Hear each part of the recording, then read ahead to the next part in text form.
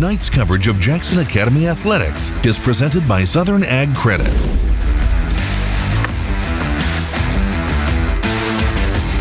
Welcome inside the Red Zone, folks, here on the Raider Network, presented by Southern Ag Credit. Normally at this time, we'd be broadcasting a high school football game, so we thought, let's broadcast 8 high school football games and take a little nod from the NFL guys who do a great job with the NFL Red Zone every Sunday afternoon. So we get a chance to look at 8 different games throughout the course, and you can actually see the matchups right here behind us. We're going to dive into these games individually. We're going to take some live look-ins, take some highlights as well. We're even going to give you some predictions here coming up in just a few moments. It's good just to be here on a Friday night. Yeah, no doubt about it. It's Football Friday. Hate the Raiders are not in action, but what an exciting time for football. Well, speaking of the Raiders, this is our home base of operations, of course, here at Jackson Academy. And here's what the schedule looks like for JA. They played their first 2 games already. Blank start Academy here at the Brickyard. Traveled to Madden last week.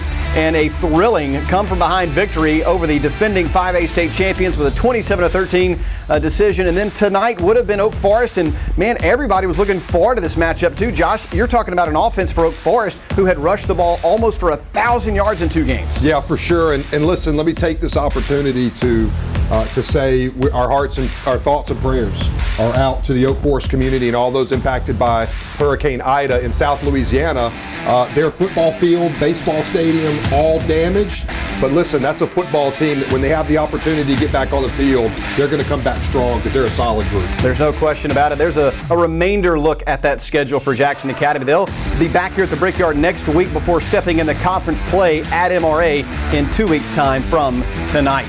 Speaking of MRA, that's one of the games we'll be featuring here this evening as they take on Pulaski in Little Rock, Arkansas. No stranger to a tough schedule are the MRA Patriots, or those 2 weeks from that game, the Greenville Christian Saints. We're not going to be able to show you that game, but we will keep you updated on those scores going on in Georgia. And that, folks, is what an 8-box looks like. Those are the 8 featured games we'll be bringing you live coming up here on the Raider Network. It's Inside the Red Zone.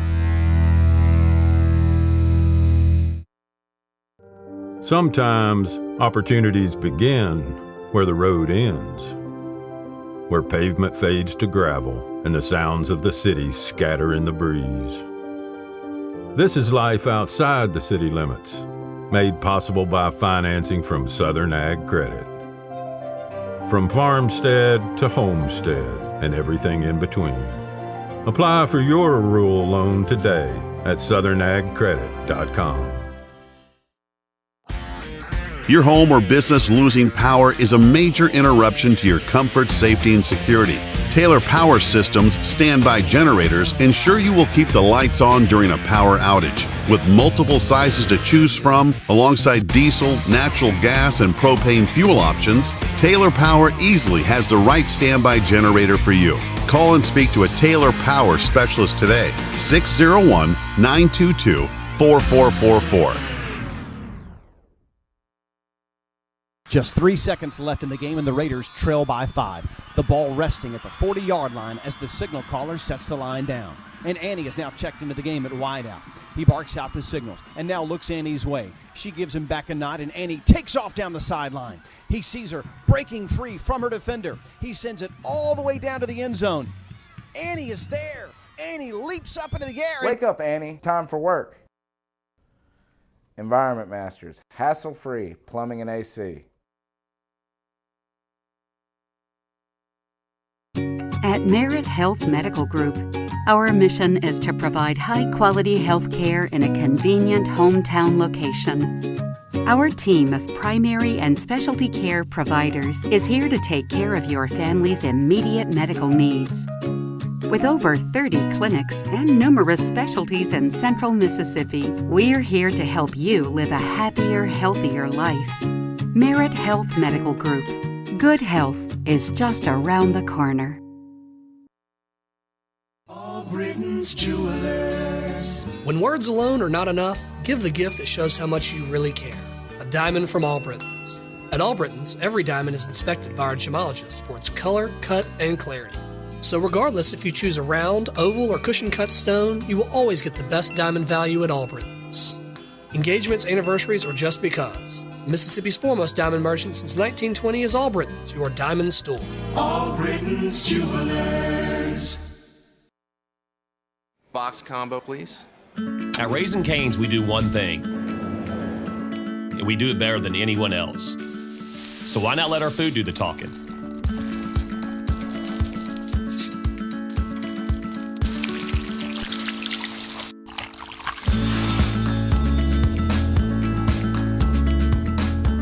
Love in the window. Raising Cane's, only the best chicken finger meals. One love.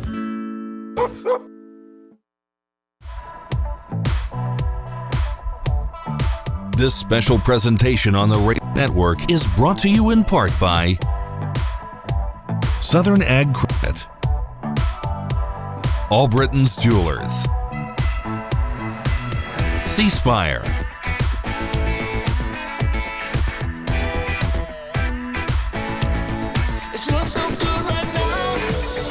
Well, some shots of an empty stadium because tonight there's no game here at Jackson Academy, so we thought we'd do a little fun thing, and that would be feature 8 different games.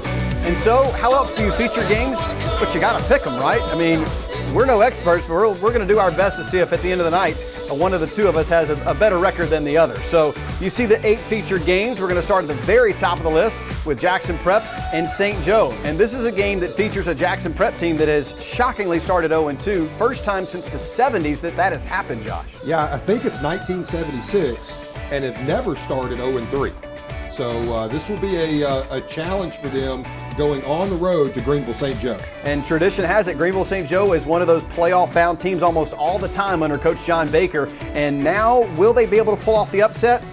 I don't know. I like Jackson Prep in this game. I really do, to get them to bounce back. How about you? Yeah, I don't think that the Jackson Prep and all of the history and story is going to allow them to start 0-3. So I'm going Jackson Prep in this one as well. All right, so we're both agree on the first one. Let's see what our next matchup is that we're going to talk about. And it's going to be, I believe, the boys from Brandon. Yeah, Brandon and Madison Central. That game's going on in the jungle. And, of course, Brandon, a heartbreaking loss last week. Madison Central, just the opposite. They got the win. Do they go to 2-0? And I have the unfortunate ability to pick first all of these times. And I'm going to pick with my heart a little bit here because my boy Jake Wimberly is over there calling the Brandon game. So I'm going to go with the Brandon Bulldogs for Jake Wim. Well, listen, Jake Wim, Brandon, love them, but Madison Central takes care of business. Coach Collins gets another win up there in Jaguar country. So there's our first difference already, folks. So we'll see at the end of the night who's going to have it. So Ridgeland and Pearl. This game's at Ray Rogers Stadium. And boy, what a story that is. Ray Rogers Stadium, 55 years. The PA announcer is named after his stadium, stadium named after him, I should say.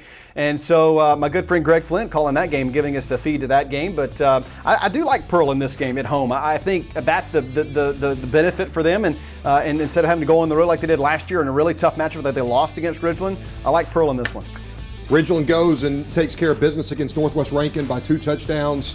Last week, they've got a receiving core of 3 absolute studs, and their offense is led by my boy Caleb Schufelt. Ridgeland Titans win this one. That's a little heart pick, a little heart. There's a little bit there. All right, just checking. So next up, Hartfield and Pillow Academy, a pair of 2-0 teams. And this is a big-time matchup. It would have been a 5A matchup, but Hartfield jumped up into the big leagues in 6A this year. So this is actually a 6A versus a 5A matchup. But Pillow is not a team to be overlooked. However, at Hawk Field, I got the Hawks taking this one. Yeah, new coach in Pillow Country, and they're on the road, Hartfield. Yeah. They're at Hartfield, and so I'm going with the Hawks in this one as well. Okay, so the Hawks up in Flowood will take this one according to the two of us. And then maybe one of the games of the night, Leake Academy and Starkville Academy. You've got a team in Leake, the defending 5A state champs, just had their first loss after 14 straight wins against Jackson Academy last week. Starkville Academy, of course, in week 1 lost to the Raiders, so they're glad neither one of them had to play, obviously, JA at this week.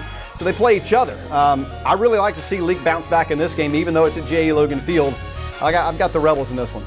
Yeah, the quarterback for Leake Academy is a phenomenally tough young man. The dual running back situation that they've got going on, and their line, I think up front they'll dominate that football game. I go Leake Academy here. That's Cannon Welch, don't forget, and Parks. Those two kids are just phenomenal. Or Whit Welch and Cannon Parks. I always get their names flip-flopped for some reason.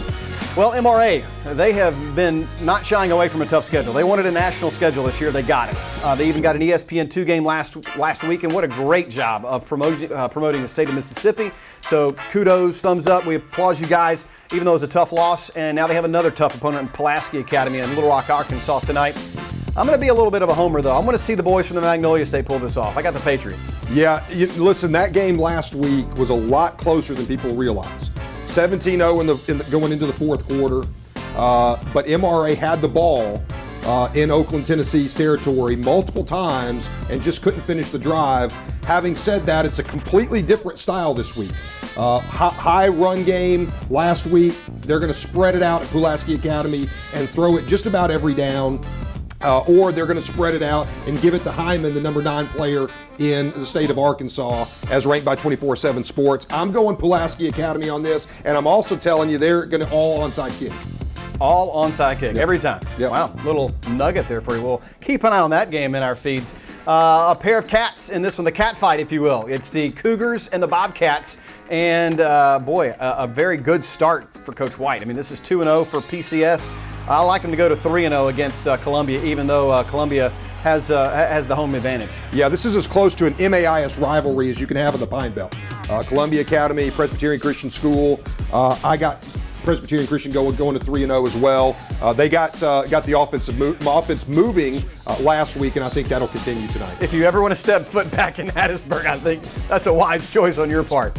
Anyway, I mean, not really. All right, so we were going to do a feature of Greenville Christian and Collins Hill. Now, we'll still keep you updated on that game, but we were unable to secure the rights to that feed tonight, so we will actually go with Heritage Academy. And they'll be playing East Union. I've got the Patriots in this game to get off with Coach Sean Harrison, a former Raider, and maybe get some continued mojo to get back to that title game this year. Yeah, love their quarterback there. He's heavily hyped in the state. Also love the number 22 ranked player in the state. 21 ranked player in the state, Wesley Miller for Heritage Academy. Big time playmaker. I've got Heritage Academy in this one as well. All right, so there are 8 games full of picks. Oh no, we got one more. I forgot we're picking this game, even though we're not going to be able to show you this game. And you can only guess where I'm going to go. I mean, I'm a Magnolia State homer, so give me the Greenville Christian School Saints to pull off a massive upset. Some are saying that this might not even be within, if Greenville Christian stayed within 2 touchdowns. I believe you told me this nugget. I'm stealing it from Josh, that they would compete in the 6A here in the state of Mississippi. So I like these guys to pull off the upset. Yeah, Collins Hill, defending runner-up in 7A in the state of Georgia. They will trot out the number 1 ranked player, number 10 ranked player in the state of Georgia, number 2 ranked player in the entire nation. I love Greenville Christian. I love the story. I love Coach McClendon, but my heart, my mind's got to override it here. I'm going Collins Hill to win this one. He's Josh Dorman. I'm Brian Eubank. We've got some crew in the truck running all of this amazing looks that we're going to take when we get back right here on Inside the Red Zone, all on the Raider Network, presented by Southern Ag Credit.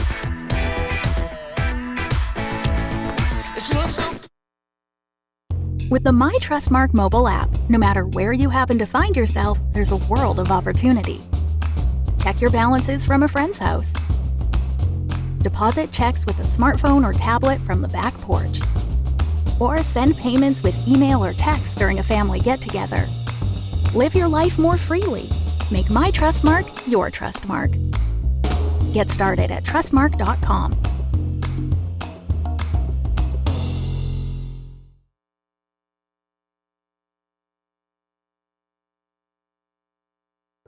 Sometimes opportunities begin where the road ends, where pavement fades to gravel and the sounds of the city scatter in the breeze.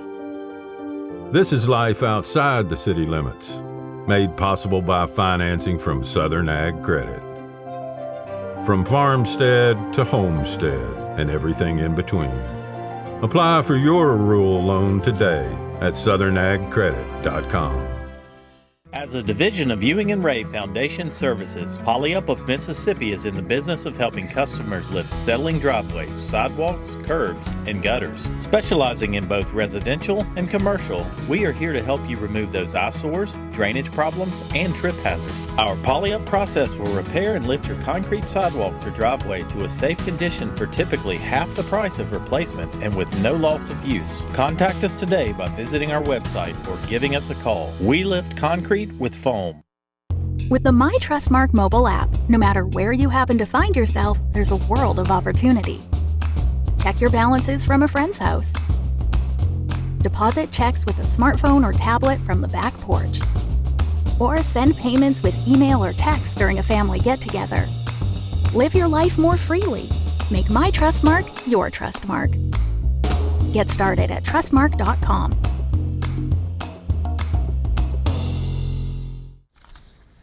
Welcome back to Inside the Red Zone here on the Raider Network, presented by Southern Ag Credit. I do need, before we get to our first highlight of the night, thank our friends in the truck. That is Eddie Weddick, Richard Stafford, and Josh Hinkle for doing an amazing job getting all of this set up technology-wise. All we have to do is sit here and talk about football for 3 hours. So let's get to it. Our first highlight of the night is Inside the Red Zone coverage. Gives you your first score, and it comes from J.E. Logan Field. It's a 40-yard bomb, giving Starkville the early advantage. And we just wanted to see it one more time, right? That is Randall Futrell all the way to the end zone, and he finds pay dirt with Brady Johnson. A 40-yard hookup for an early 7-0 advantage for the Vols of Starkville Academy. And folks, that's how the Red Zone works. Let's head on to MRA and Pulaski in Little Rock, Arkansas. A little live look in there with our friend Ross Haley and Nathan Stamper on the call. And the first touchdown of the night for the boys in powder blue in Pulaski Academy. Grabs an early advantage. And could not even make out the number of that young man. So that's Joseph Hyman. That was Joseph? It was, number 6 for Pulaski Academy. Joseph Hyman, number 9 ranked player in the state of Arkansas and a Northwestern commit. Well, I'm telling you, the talent is on display. So let's head back out to J.E. Logan Field and take a live look at that feed as well, which has actually no announcing crew just yet. Starkville Academy is just getting their broadcasting crew going. In fact, they've even taken a tour of the Raider Network and going to do that coming up here. So we appreciate all their knowledge that they're trying to gain. And so they're going to take another look here. And Leake Academy answers the touchdown with a Whit Welch score from just outside the 5-yard line. And that is 7-7. in Starkville, Mississippi now. So there's a look at 4 different games going on right now. Hartfield and, well, no, that's SPCS and, well, we got some flip-flops here and some games, but you know what you got in the bottom left corner. You've got Pearl and Ridgeland. In the top left, you've got Jackson Prep and Greenville St. Joe. Let's take a live look into there now with the Patriots call. We might even be able to check out a little bit of that. Can we do that, guys? Get a little live taste of what's going on there in Greenville, Mississippi. Oh, absolutely. There we go. It's all about so Russ Robinson, you John Andrew Griffin, and William Griffin on the call there. Play if you do. On we Jackson can Prep always Network. be second guessers about ourselves, but hey, come back and do something on that second play. Well, there's nothing doing there as the Irish come up, and they are led by number 52, Jordan sometimes, Parker. Josh, when you talk about a team, McMullen does not have when you go to anywhere 0-2, sometimes it can weigh heavily on you. We even saw that at JA a few years ago when they started 0-4. So how do you get that as a coach? You've had that before in the coaching realm in a different sport, of course, with basketball. But when you have a losing streak, how do you change the mentality? Well, I think it's the focus has to be on the process, not the result. The process leads ultimately to the results that you want. And so you continue to fine-tune your process, you continue to fine-tune your details, and eventually that does pay off in the win-loss column. The last thing you want to do, specifically early in the year, is start focusing on the win-loss column. What you want to focus on is what details are we handling. As you see right there, it looked like Greenville St. Joe jumps off sides, and that's a detail that's important as Jackson Prep was able to draw them off, and that's something that you look forward to. And they get that first down by getting that drawn off sides. That's a huge third down conversion that you don't have to get by yourselves. It was a gift. Now, can you take that gift? You're only 45, 46 yards away from the end zone and try to get that first score. And boy, how that could change things for them and get up early. Yes, for sure. They're on the road. Tough place to play up in the Delta. And this is a Jackson Prep squad that shook a little bit, starting 0-2. All right, let's flip things and go over to the Columbia PCS game. Our friend Caleb Hamill is on the call down there in the Pine Belt. He is joined. I know my friend Caleb said to get off the other names too, though. He is with Rob Shillito and Phil Smith. I did say his name right, didn't I? Yes, Rob Shillito, the athletic director at PCS. Let's take a listen in for PCS now as they get on the board early in action against Columbia. You see a recognizable face if you're an MHSA fan down there high-fiving Derek White, and his name is Matt Caldwell. Oh, my friend Matt Caldwell. Greene County football coach and athletic director, was the athletic director of the year last year for Greene County, and a great coaching pickup for the PCS Bobcats. So that was Craig Johnson, I believe. Would you say number one that scored? No? That's correct. Okay, so Craig Johnson on the roster is who we have. So congratulations on that, TD. But back to him and his wife Melissa have been phenomenal people. And I've known them since they were at Mize. I mean, we're talking back in the early 2000s. So I'm a big fan of the Caldwell family. Glad to see that they're in the MAIS now that he's finished his time in the state of Mississippi working and getting a chance to hang out now with the private school sector and share his knowledge of the game because he's got a lot of it. He's got a lot of it. I know Coach White is extremely excited to have him on staff there, and what you saw him just go to is a jumbo package that Coach White likes to go to in short yardage situations. Jumbo, man, I've never been a part. Well, I have been a part of a jumbo package, just a different one. Unfortunately, I'm getting part of a jumbo package now. So let's take a look back in Little Rock, Arkansas, where MRA and Pulaski Academy are doing battle, as MRA already down early 7-0 as we join Ross Haley with the coverage there. Yard line. And Nathan Stanford. Three-man front for the Patriots. Hadn't been able to get a whole lot of pressure on Pfizer to this point. We'll have to see if Quasney and Braden Waters and Britt Davis are able to get a little more pressure on him. 4 receivers to the left. That's the wide side of the field. 1 to the right. Pfizer takes the snap. He's looking. He throws it quickly to the left. The receiver grabs it, but Cam Covey absolutely sticks him right in the back. It's going to be a gain of 3. And it was a great catch for Pulaski Academy's number 12, Andrew Pfizer. So Andrew Pfizer, I'm not sure if he's the younger brother of the Charlie Pfizer quarterback, but trips to the right. Pfizer rolls out to the right. He's hit as he throws. He throws it deep down the field, and it's going to be incomplete. So from Pulaski and Little Rock, Arkansas, we go to Flowood, Mississippi, and Hawk Field, and we join Joseph Craven and Stan Fisher there with the call of the Hawks taking on the Mustangs. Now take over, making great strides on 2 plays. Garner's going to keep this option himself. He's got plenty of running room. If he can shake by that defender, almost to the end zone. What a play. What a run by Cruz. All the way down to almost the goal line. Cruz Garner, I mean, he gets a couple of good blocks. He evades some tacklers, shakes one man off, and number 7 there for the Mustangs, Walker Wood, finally brings him down. Yeah, I tell you what, good downfield blocking there by AJ, number 72. He got to the second level and kept on his man, opened it up. First and goal. So that's big. Ross, looks like Davis is going to sneak this ball in pretty easily for the first score of the ball game. Xavier Davis adding to his already impressive touchdown numbers through his Hartfield career. And Hartfield's going to take that 6-0 lead here off of. Hartfield on the board. And now let's head to Ridgeland. Well, technically to Pearl, as they are taking on Ridgeland. And Greg Flynn is on the call there with Bryant May at Roy Rogers Stadium as we send it over. There you go. Thank you. There's Jaybird. He's going to scramble out. He makes man miss. Now he's in the open field. 40, 35, 30. Inside the 20. He's gone. Catches him. Touchdown, Jaybird. Very nicely done, Greg Flynn.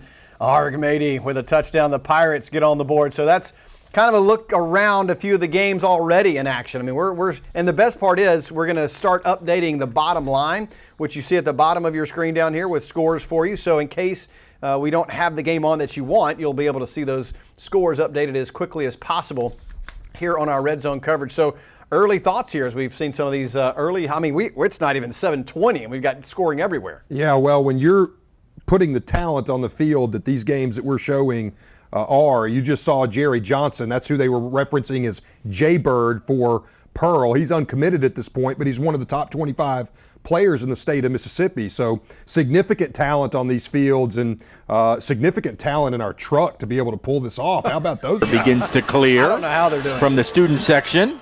We got Greg Flynn back as the Pearl boys are back in action. So now we're going to take a look at a few games at one time. For those of you who have, like I do, attention deficit disorder, this is a wonderful joy as you can just look around at all the action. MRA and Pulaski in your upper left corner.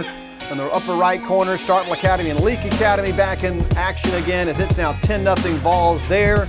You've got PCS and Columbia in the bottom left of your screen. And then currently, Heritage is at East Union, and we'll update that here in just a moment. But that's a phenomenal look at just 4 different games that you can just enjoy right now, which, no one else has ever been able to do this. As my friend John Weiner, who's now in Colorado, he said that it was talked about for a long time that somebody would try to pull this off, but our guys are the ones that were able to do this in technology and pull this off. So let's go to Leake and Starkville now. Leake and Starkville, as they are now 10-7 in that ball game, and Leake back in possession. This is also a commentator-free game, as we mentioned earlier, as those guys are just getting their streaming on the line, and they're actually a client of Spin Video, which if you want your school to archive all of your footage, you can contact us at spinvideo.org and find out how you can get your school involved and be able to actually make money for your school. And it's a very, very inexpensive way to do it, and your fans at the same time get a lot of great footage. Here's Atkinson again. Atkinson, he can scramble like anybody else in the business, and he's going to find his way all the way down the sideline. Might have a convoy there, and he is going to get inside the 5. Wow. Boy, we saw a lot of that last Friday night. Yep. And we were eventually able to put some licks on him and slowed him down a little bit. But that young man can make plays. You saw Parks earlier with a first down run to pick up 9. Playing in front of those chains is big. As you see the size of the Leake Academy offensive line behind my big boy there, number 77, as your right tackle, and that young man is a big one in the middle. That is Colton Burns, a 6'7" junior for Leake Academy. As you see, they just scored. Yep, that was Parks, I believe. Cannon Parks with the touchdown, as Leake is now up 13-10. So that is your updated score. They're going to go for the extra point here and say they can claim their first lead of the night after the first score went to Starkville. Leake answered it. Starkville answered it with a field goal. Now Leake has answered it with a touchdown. So it's one of those last possession might win the game here tonight. Yeah, and you've got to believe these two teams, along with Heritage, Oak Forest down in the south, all feel like they've got a shot in the state championship. Apparently we have Lamar and Simpson. Interesting. No, are we sure that's Lamar and Simpson though? Because I thought it was supposed to be Heritage. But this might be old footage. I'm not sure. We'll check on that for sure. As it's always good to see some, yeah. That's the first game of the year for Heritage. That's Heritage and Lamar actually. I remember that because I saw that footage. We'll get that fixed here in a little bit. And that's what happens in live TV, of course. As Hartfield goes for a second touchdown, and oh boy. Condon gathers Cruz Garner from Hartfield Academy locks up with his receiver, number 3, Blake Condon, junior wide receiver. What a throw by Cruz Garner. For the Hawks, as they are now up 13-0 with the extra point still to come. Yeah, he had pressure coming right in his face, a 38-yard strike, and Hartfield's an extra point away from making it a full 2-touchdown advantage. Wow. I like the tailgate situation that Hartfield has in the end zone there. Yep. All the tents, firing up the grills, their own little deal. Just a couple extra yards. I mean, Great pass through the air. MRA is another one of those schools that has some of those tailgate exactly tents right as well. And I've heard Madison Central has an incredible tailgate. They do, and a lot of that's outside the stadium before as well. They do it like collegiately almost. Yeah, they really get after it in Madison. So we are going to take a timeout, and when we come back, we will continue with our coverage here on Inside the Red Zone, presented by Southern Ag Credit. We hope you're enjoying the action thus far, and we'll be back. As a division of Ewing and Ray Foundation Services, Poly-Up of Mississippi is in the business of helping customers lift settling driveways, sidewalks, curbs, and gutters. Specializing in both residential and commercial, we are here to help you remove those eyesores, drainage problems, and trip hazards. Our Poly-Up process will repair and lift your concrete sidewalks or driveway to a safe condition for typically half the price of replacement and with no loss of use. Contact us today by visiting our website or giving us a call. We lift concrete. At Merit Health Medical Group, our mission is to provide high-quality health care in a convenient hometown location. Our team of primary and specialty care providers is here to take care of your family's immediate medical needs. With over 30 clinics and numerous specialties in central Mississippi, we're here to help you live a happier, healthier life. Merit Health Medical Group. As a division of Ewing and Ray Foundation Services, Poly-Up of Mississippi is in the business of helping customers lift settling driveways, sidewalks, curbs, and gutters. Specializing in both residential and commercial, we are here to help you remove those eyesores, drainage problems, and trip hazards. Our Poly-Up process will repair and lift your concrete sidewalks or driveway to a safe condition for typically half the price of replacement and with no loss of use. Contact us today by visiting our website or giving us a call. We lift concrete with foam.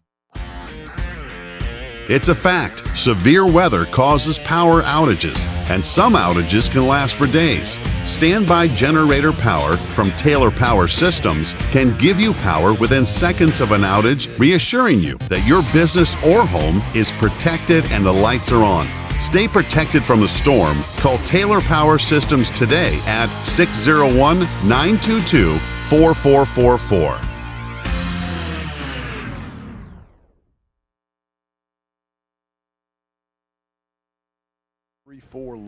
Welcome back to Inside the Red Zone, presented by Southern Ag Credit. I'm Brian Eubank, joined by Josh Dorman, and we've got some more scoring since we've been away. Another touchdown has been scored, so let's head back to the highlight machine and find out just where it came from.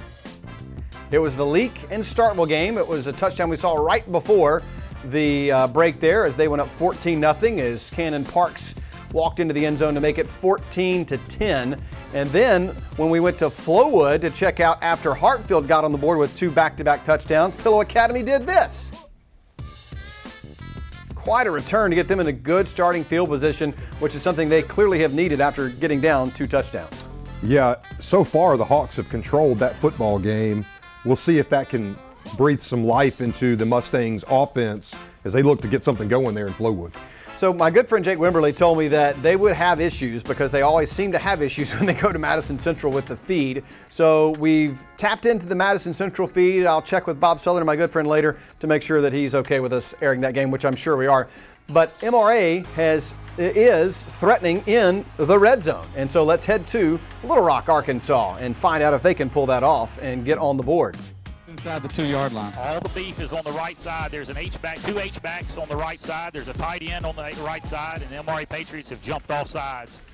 Well, that'll back them up 5 yards to the 6, but it's 3rd and goal at the 6.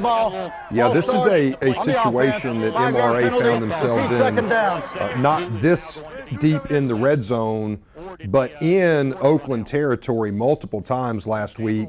And those types of penalties, when you're on the road, you're down early, those are critical that you've really got to stay away from those lack of discipline penalties. No question.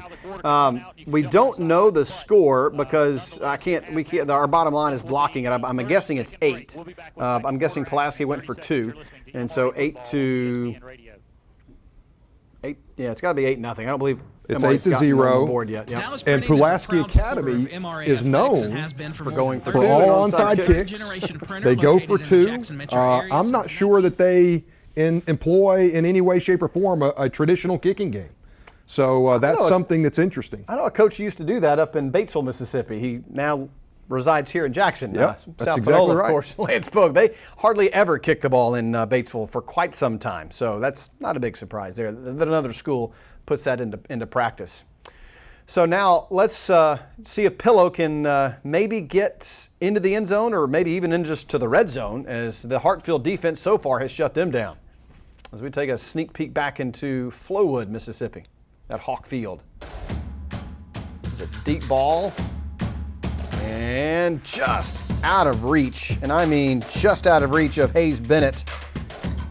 And we're going to hang here for just a minute as they're almost through one quarter of play there in Flowood. So we'll keep you up to date there. You can see some of the other scores rolling around right now. Heritage has a 14-0 lead, or excuse me, PCS has a 14-0 lead over Columbia Academy. You've got no score at Jackson Prep and Greenville, and then MRA right now is just about to get on the board as we take you now live to Little Rock, Arkansas for a scoring update. Here we go. Is that Latham? That's Latham. Tyler Latham. 6-yard scamper. That'll put them within 2. Now the question is, will they go for 2 or will they line up and just do the normal thing and kick for 1? Well, if they go with what they generally do, they'll go for 1, but that's part of the pressure of playing a team that you know will always go for 2. Yeah, you have it makes that a decision. It makes a decision, but it makes that extra point even more important to make sure you do at least get the 1, and they will line up for the extra point. As they line up for that, still 14-10 Leak leading Starkville. They've got 11 and change left in the second quarter there. Extra point is good at Little Rock, and the Pearl Pirates also lead Ridgeland 7-0. But let's head to Greenville, and Greenville St. Joe taking on Jackson Prep, as it is now first quarter action and it is winding down. So let's head there.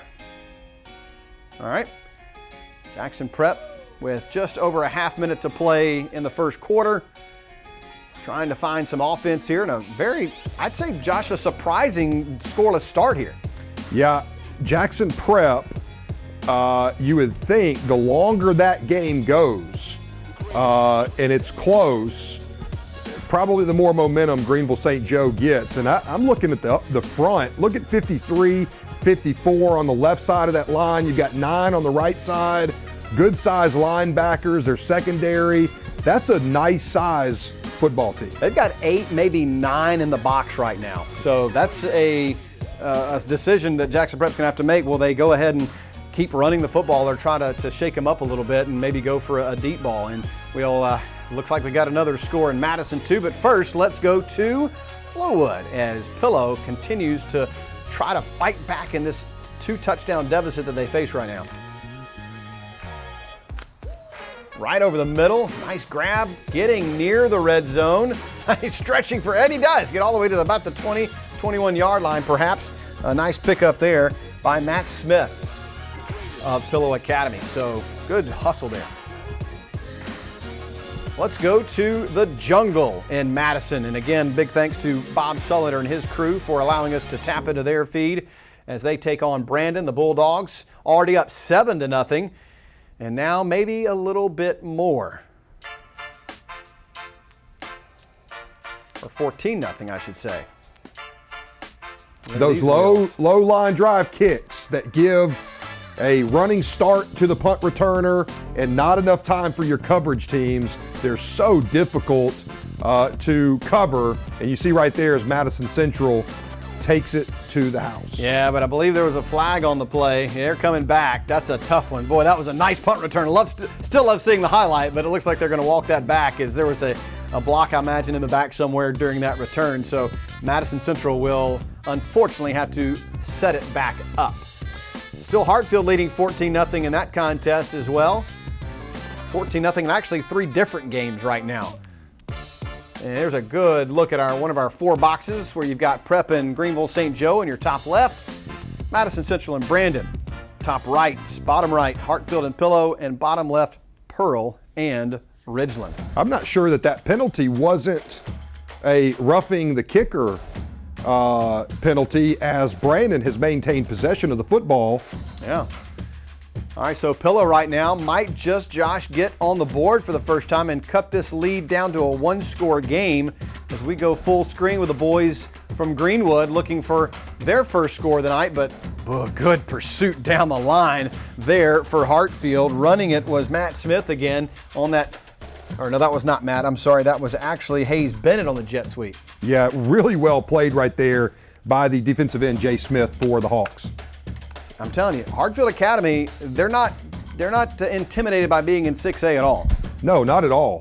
They've consistently grown their numbers. They've played a schedule that's prepared them for these moments. So there's no fear in the Hawks with regards to making that jump, and they'll be prepared when they start 6A play. So now we get to take a look at all four. It looks like Jackson Prep held, they were forced to punt, I should say, as they're going to down that ball inside the 36, 37-yard line where Greenville St. Joe will take over there. They're in the second quarter of action in Greenville now at 11 minutes and change to go there.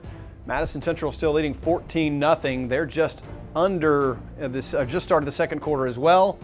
In your top right, bottom left is Pearl leading 7-0 as they are also in the second quarter. And then Hartfield and Pillow are still in the bottom right of your screen, and it's 14-0 as those guys are still, they're second down, and they still could get, also Pillow could get a first down without getting a touchdown here. I'm really impressed right now up front with Greenville St. Joe. They have held on. That's normally a strength of Jackson Prep, but their front line, their front five on offense and four on defense have really done a nice job. Well, and here's the surprise too, Josh. As you look at that top left screen, Jackson Prep for years was known for a 4- and 5-man front, and that's only 3 I saw on the front. So do you think that might be something defensively that's a little bit different? Maybe specific to this contest, because they are playing, Greenville St. Joe is, like Greenville Christian. Spread it out, 4 or 5 receivers. Here are the Bobcats. Oh, a little fake punt action. And the Bobcats on 4th down, they get it, and they get a little bit more. One man to beat, and he's not going to be able to shake free, but 14-0. And man, they have the digital down marker. That's my next request for our coverage. We need to see one of those digital down markers. I love those. That was Brooks Wells. And I think Auburn started that. PCS, boy, they're about to make this a 3-score game and start running away with this one, Josh. This is sensational looking here for PCS. They are now first down and 10 at the 20.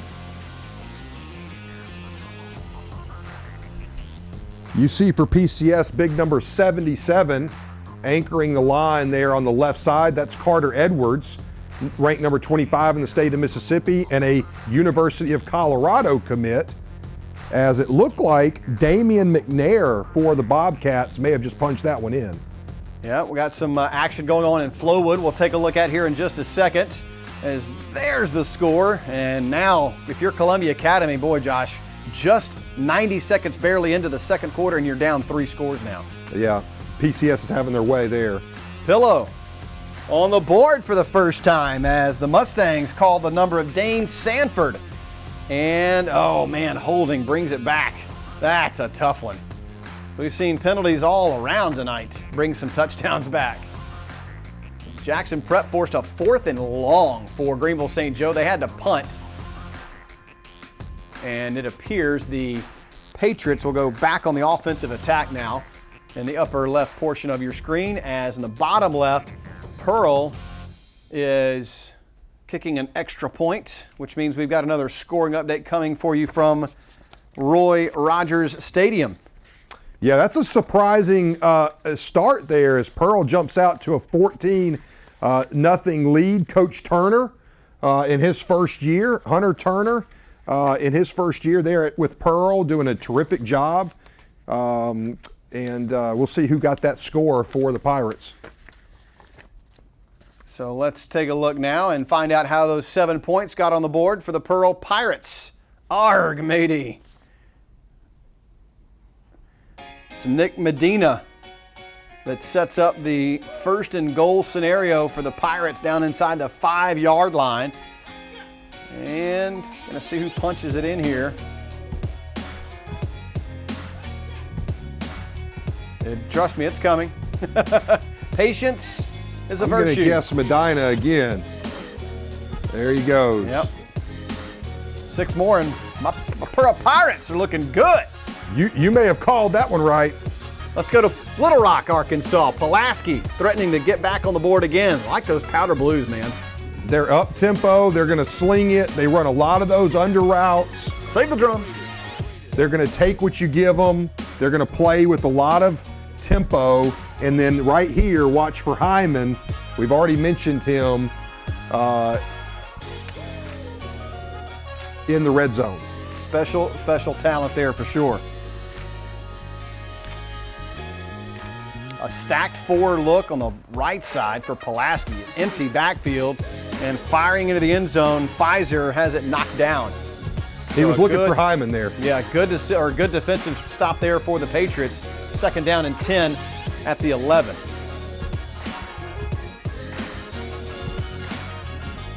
So again, bottom line, you've got the scores scrolling across for you from All Britain's Jewelers, and they are live and updated as fast as we can type them in there. Leak Academy is already up 21-10 on Starkville Academy at J.E. Logan Field there, as they look for a little bit of revenge from not revenge, but a turnaround from last week's first loss in 14 tries as they got beat by J last week, 27-13. Here's Pulaski on a slant inside the 1. Looks like 1st and goal coming up. Charlie Barker with a fantastic grab. Yeah, just a quick slant.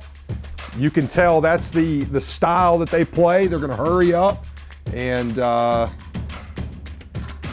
wouldn't be surprised if this, boy, look at all the room. I mean, MRA looks very, very confused right now on defense, and someone has stopped play here. I'm not so certain there wasn't a flag there. Might have been. Oh, encroachment. Wow. Jumped off sides. Half the distance there from the 1. So half a foot to go, or half a yard to go there. We even got our own drum line tonight backing us up. Oh, what a circus grab. We've got some more fantastic highlights going on in Flowood and in Madison Central Brandon coming up in a minute. I mean, our friend Richard Stafford is going to have some finger fatigue at the end of this one with all of the buttons he'll be pushing with all the highlights he's queuing up. Uh-oh, look out. And that turns in from, wow, what a turnaround here for MRA defensively.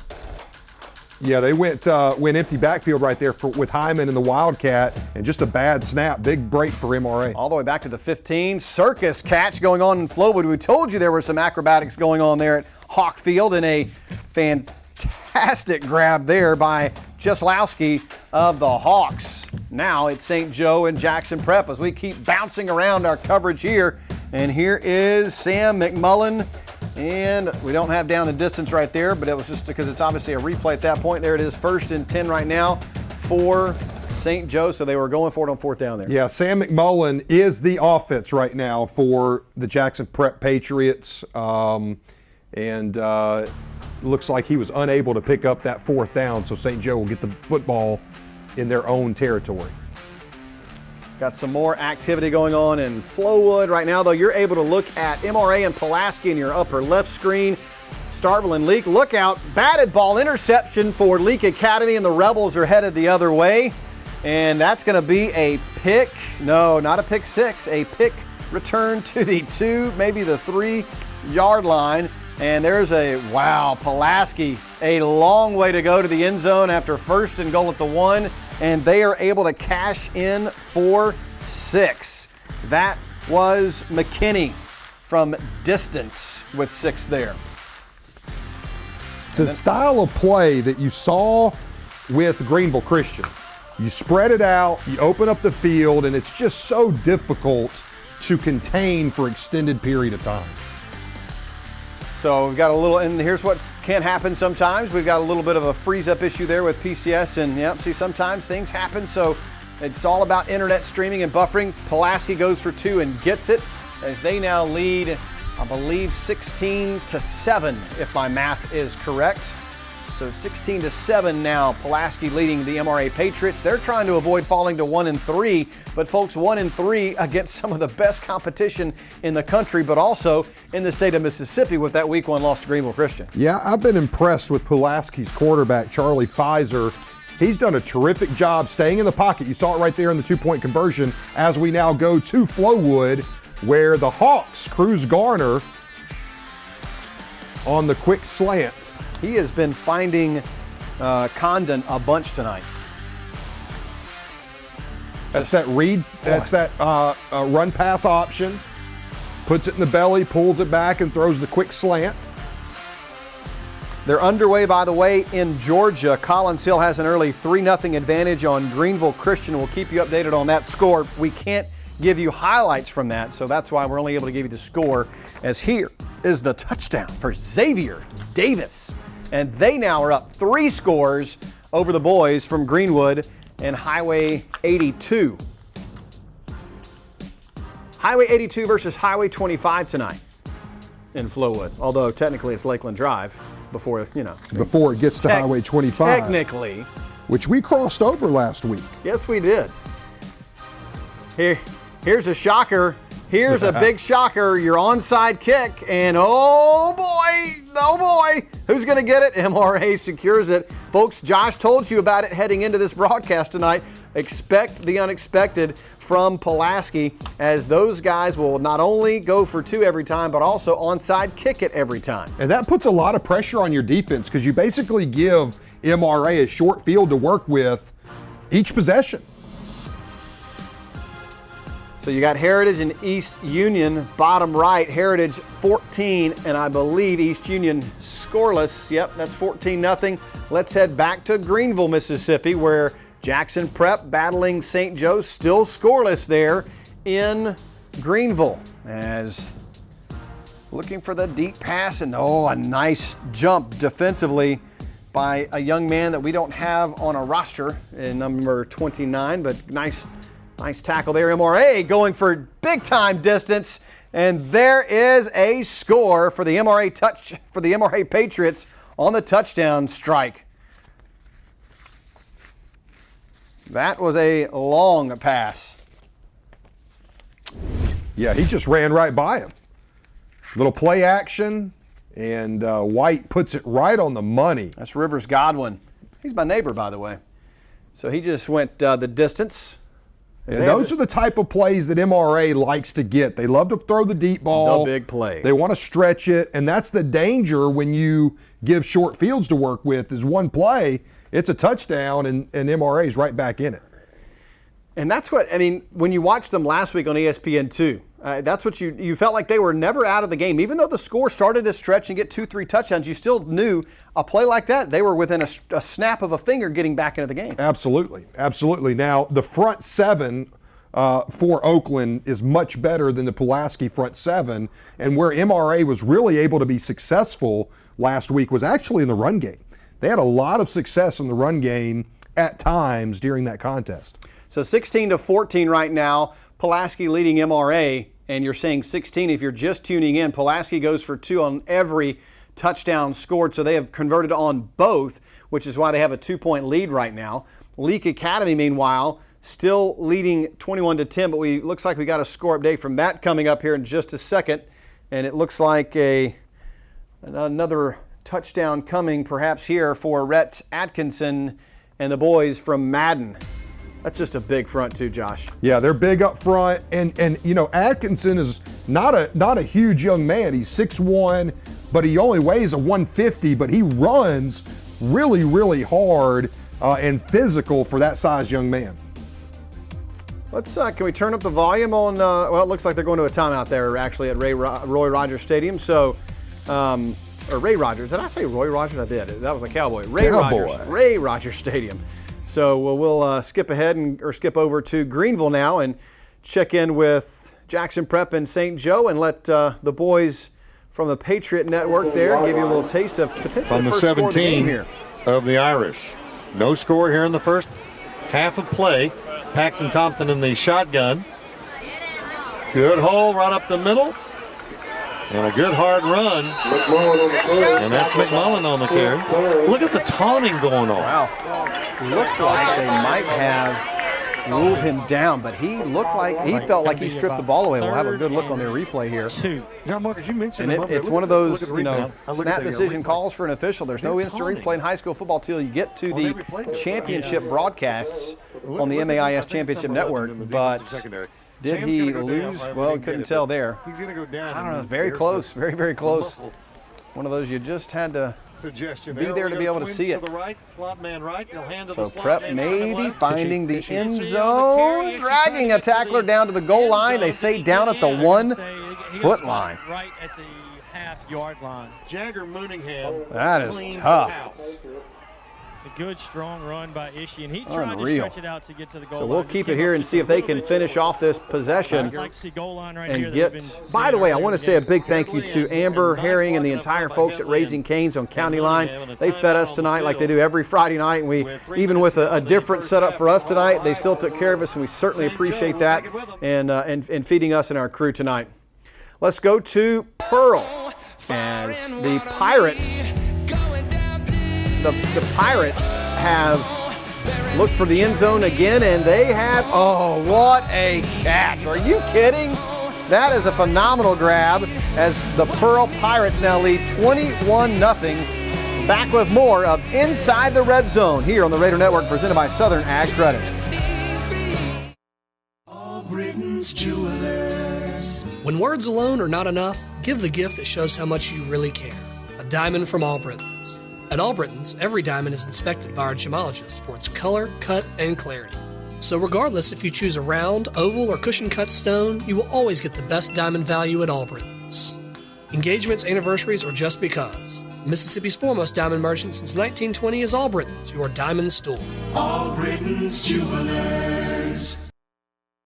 Box combo, please. At Raising Cane's, we do one thing, and we do it better than anyone else. So why not let our food do the talking?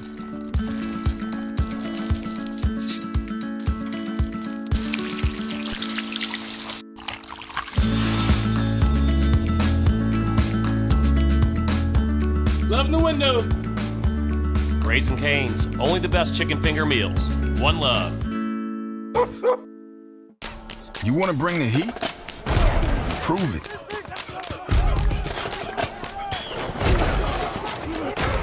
With carbs to help fuel muscles. And electrolytes to help replace what you lose in sweat.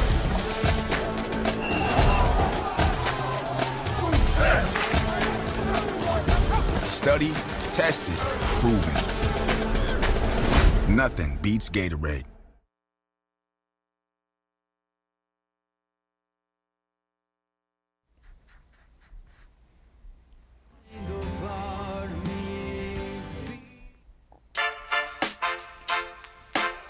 Coverage brought to you in part by Trustmark Bank, Fowler Buick GMC, and Mississippi Sports Medicine and Orthopedic Center. Looks around the campus of Jackson Academy right here on the Raider Network. And inside our broadcast classroom, actually, it's called our Learning Commons Media Room. He's Josh Dorman, I'm Brian Eubank. We've got Eddie Weddick, Josh Hinkle, Richard Stafford, and it would feel like a cast of about 30 other people in the truck the way they're pulling this thing off. But nope, it's just the three of them. So again, amazing job by those gentlemen. We're glad you're with us here on this Friday night, and we'll take you to Flowood. We're trying to give you all the scores, folks, and so that's what we do here on Inside the Red Zone as another touchdown. And the term, I'm going to borrow it from John Wiener since he gave us some love earlier today, as Hartfield is looking at a little boat racing as Jaslowski scores. Now Owen Ishii for Jackson Prep gets the Patriots on the board at the closing moments of half number one there, Josh. Yeah, you gotta think that's really important for Jackson Prep as you know, it's been a tough, grinding first half, and they're doing a lot on the ground. Now we're live with the MRA Patriots as the boys in powder blue of Pulaski Academy. They are looking for a little bit of continued off. Oh boy, what a beautiful fade route.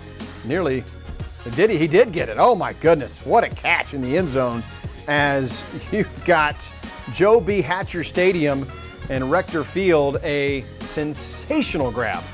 Yeah, and you know what I love, had we been able to see that full route, it looked like it was maybe a hitch and go.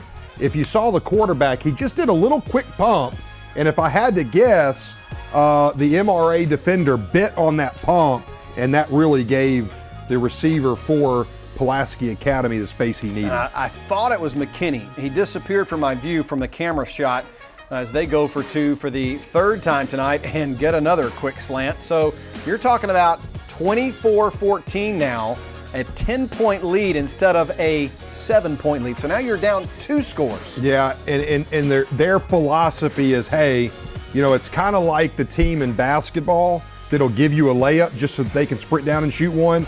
Can you score enough to stay on the field with us? They won their first contest of the year scoring 60.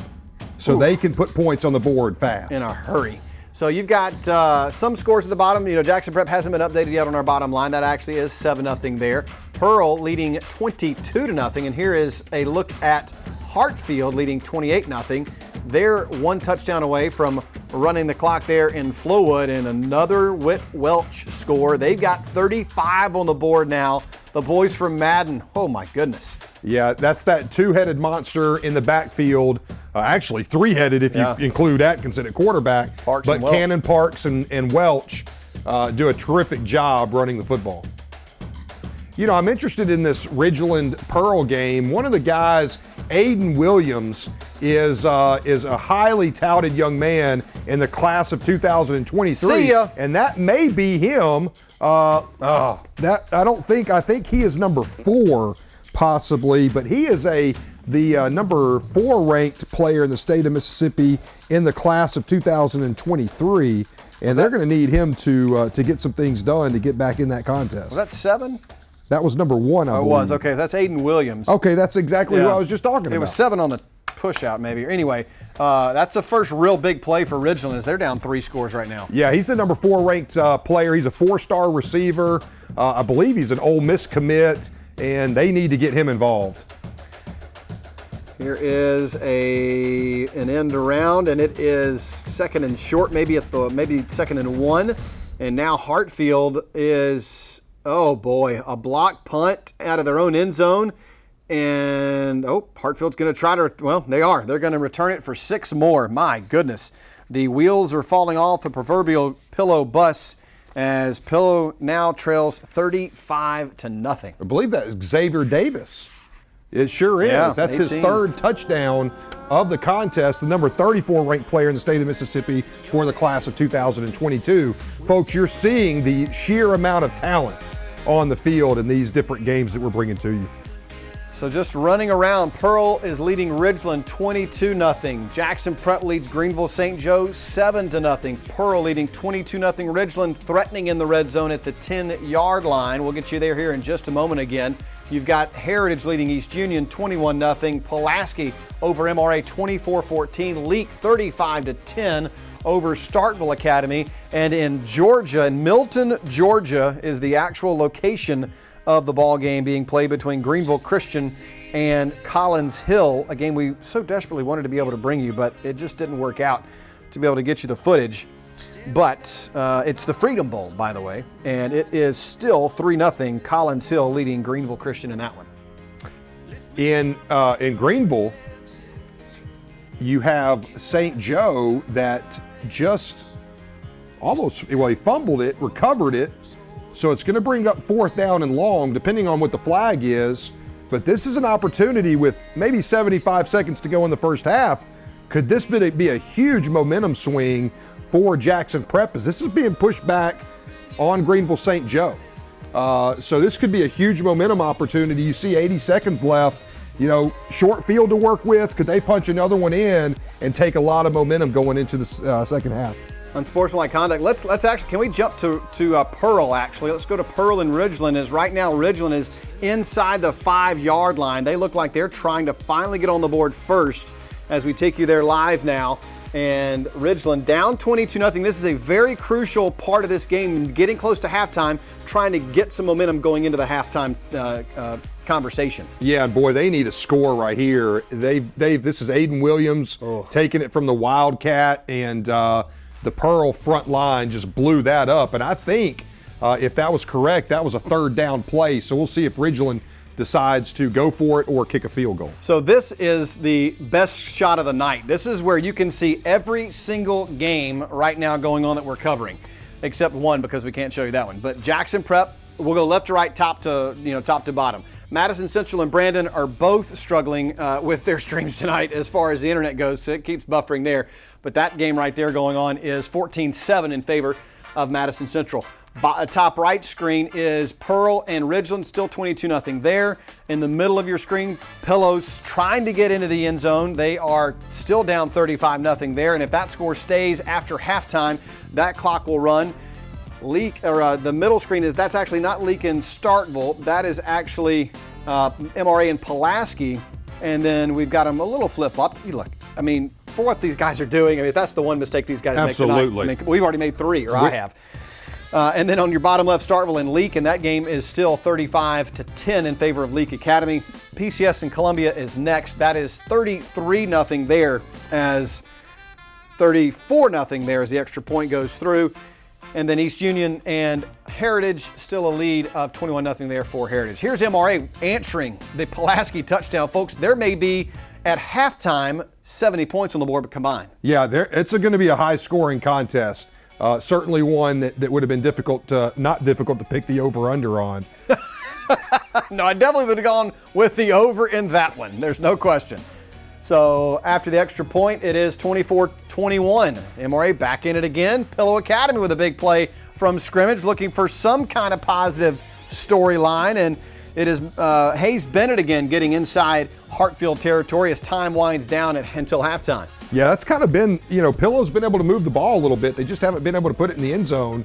As you see Jackson Prep with the football again, I don't know if you go conservative here or if you try to score it. I don't know who got the football first, but certainly I think if you're Jackson Prep, you got to try to put the football in the end zone this late in the first half.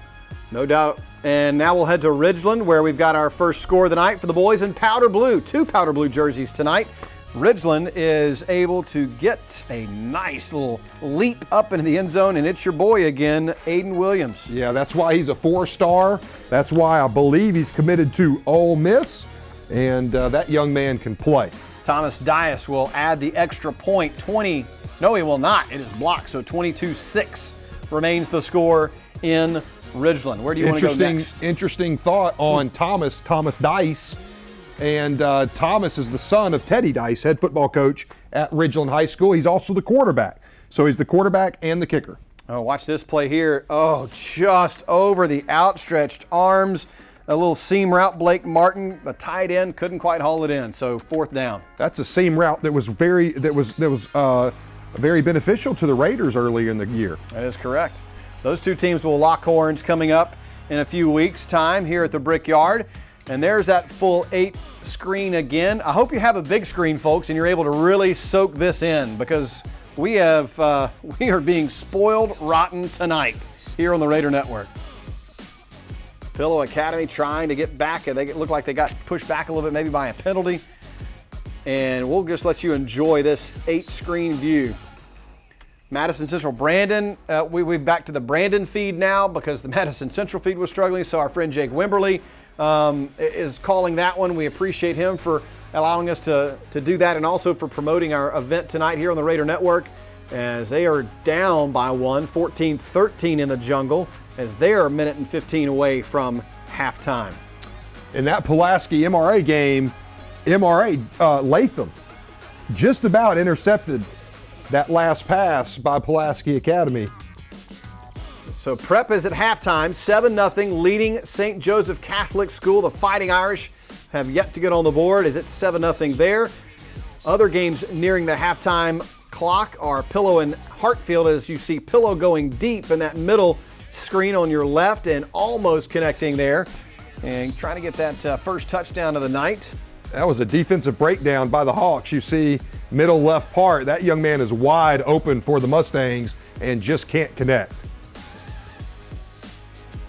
You've also got a 1 minute and 45 second, or no, actually about 1:20 left now and counting, as Leak leads Starkville 35-10 at J.E. Logan Field. Let's go to the final seconds until halftime in Flowood again at Hawk Field. And another breakdown defensively, or is that the same one? I think that's the same one that we just replayed. saw. Okay, yeah, because here it is. 14 seconds now is coming up here for the Mustangs. They've got a second down, I believe. Yep, 2nd and 10 14 ticks. We don't know how many timeouts they have remaining, but we do know that this is live right now happening in Flowood. So we'll keep an eye on that. We'll stay here with this one and let them finish the first half here.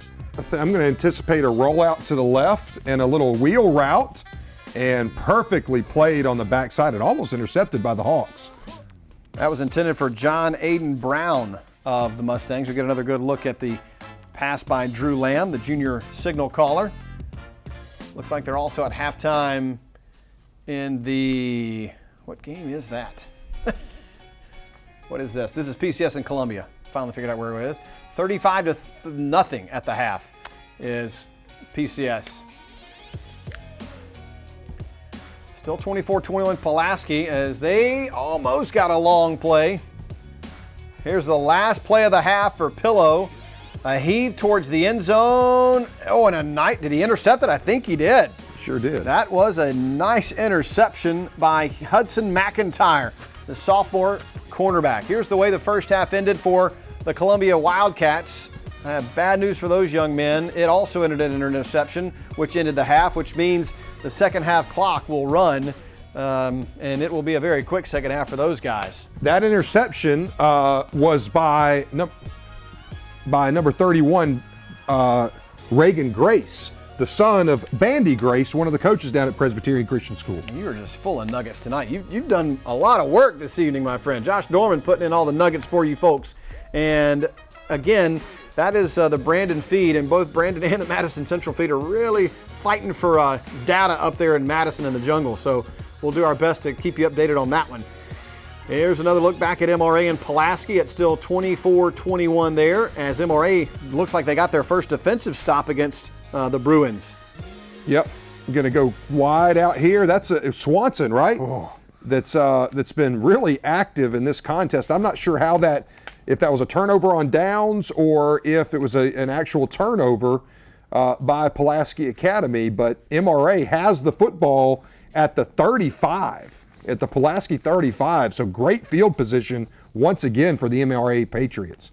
And that was a fantastic tackle by Charlie Barker out there on Rivers Godwin, as John White will set him down here and look for some running room. And there's 4 or 5 powder blue jerseys. There's nowhere to go. Yeah, if you want to know the difference, and look, White will get more comfortable as a runner, but the difference between having Phillip Short, who, by the way, had a massive night last night for Mississippi Gulf Coast Community College. Yeah, he did.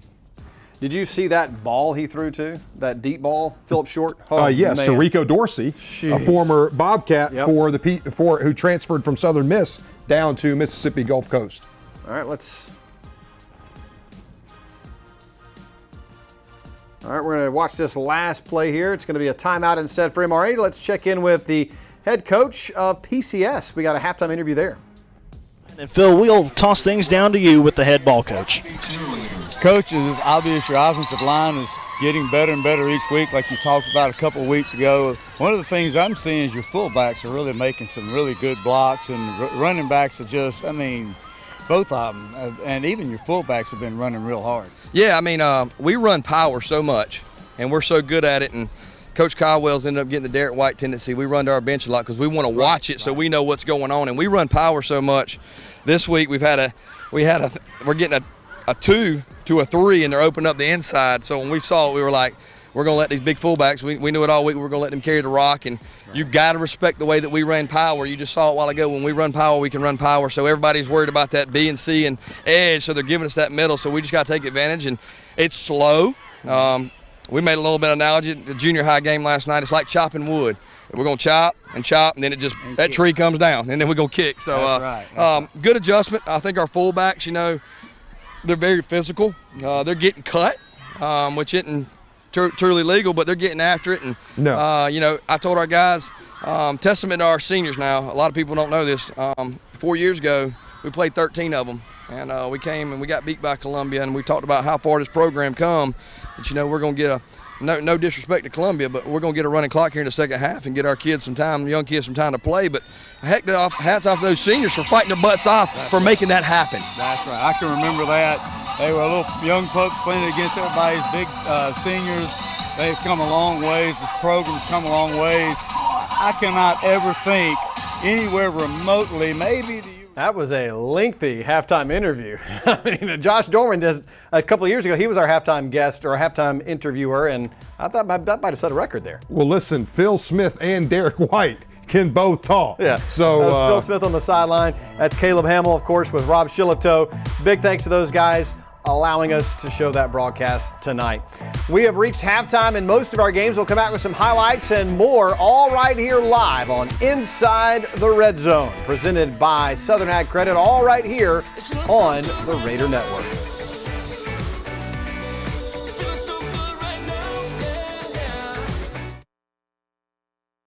Dean & Dean Associates Architects. In 2019, the firm proudly celebrated its 70th anniversary with an impressive history of designing award-winning buildings in 31 states across the U.S. Here at home, they are excited about the recent completion of projects such as the Horn Building, Mississippi Premier Plastics, Priority One Bank, Renaissance Phase 2, and they look forward to the soon-to-be-completed Ridgeland City Hall. For leading-edge design and personalized services on your next building project, call Dean & Dean Associates Architects, proud supporters of JA Athletics. It's a fact. Severe weather causes power outages, and some outages can last for days. Standby generator power from Taylor Power Systems can give you power within seconds of an outage, reassuring you that your business or home is protected and the lights are on. Stay protected from the storm. Call Taylor Power Systems today at 601-922-4444. Think you need a contract to get the best phone plans? Think again. No contract, $45 unlimited. Only at C Spire. Southern Ag Credit knows how important it is to get away, to rest and recuperate in a sanctuary of your own. Camping, hunting, fishing, spending time with loved ones. Anything you like on land that's yours. For over a century, Southern Ag Credit has been helping its members establish legacies. We look forward to helping you build yours. To get started, give us a call or visit us online at southernagcredit.com. All Britain's Jewelers. When words alone are not enough, give the gift that shows how much you really care. A diamond from All Britons. At All Britons, every diamond is inspected by our gemologist for its color, cut, and clarity. So regardless if you choose a round, oval, or cushion-cut stone, you will always get the best diamond value at All Britons. Engagements, anniversaries, or just because. Mississippi's foremost diamond merchant since 1920 is All Britons, your diamond store. You want to bring the heat? Prove it.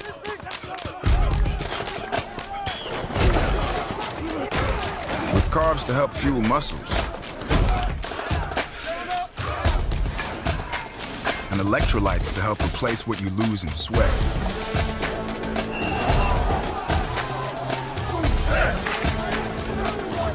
Studied, tested, proven. Nothing beats Gatorade. At Merit Health Medical Group, our mission is to provide high-quality health care in a convenient hometown location. Our team of primary and specialty care providers is here to take care of your family's immediate medical needs. With over 30 clinics and numerous specialties in central Mississippi, we're here to help you live a happier, healthier life. Merit Health Medical Group. Good health is just around the corner. Hey, you on the couch. If you have a phone contract like this, you know exactly what you want to do to it. Well, you don't have to go that far. Just get C Spire's new no-contract $45 unlimited plan, only at C Spire. With the My Trustmark mobile app, no matter where you happen to find yourself, there's a world of opportunity. Check your balances from a friend's house. Deposit checks with a smartphone or tablet from the back porch. Or send payments with email or text during a family get-together. Live your life more freely. Make My Trustmark your Trustmark. Get started at trustmark.com.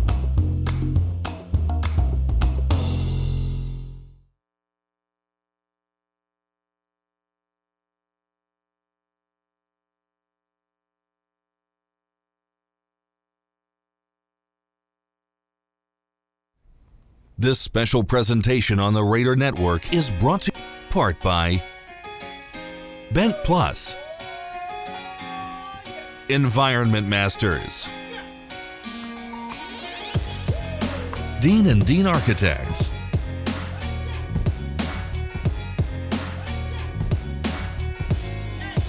Well, folks, the Raider Network just over 5 years ago. I mean, it started from basically a pull-behind U-Haul style trailer, and then went to that 20-foot trailer you saw, and then now it's a 36-foot production truck. So in just a few short years, it has advanced quickly. So a big thanks to all of the sponsors that make it happen. There are no tuition dollars that go into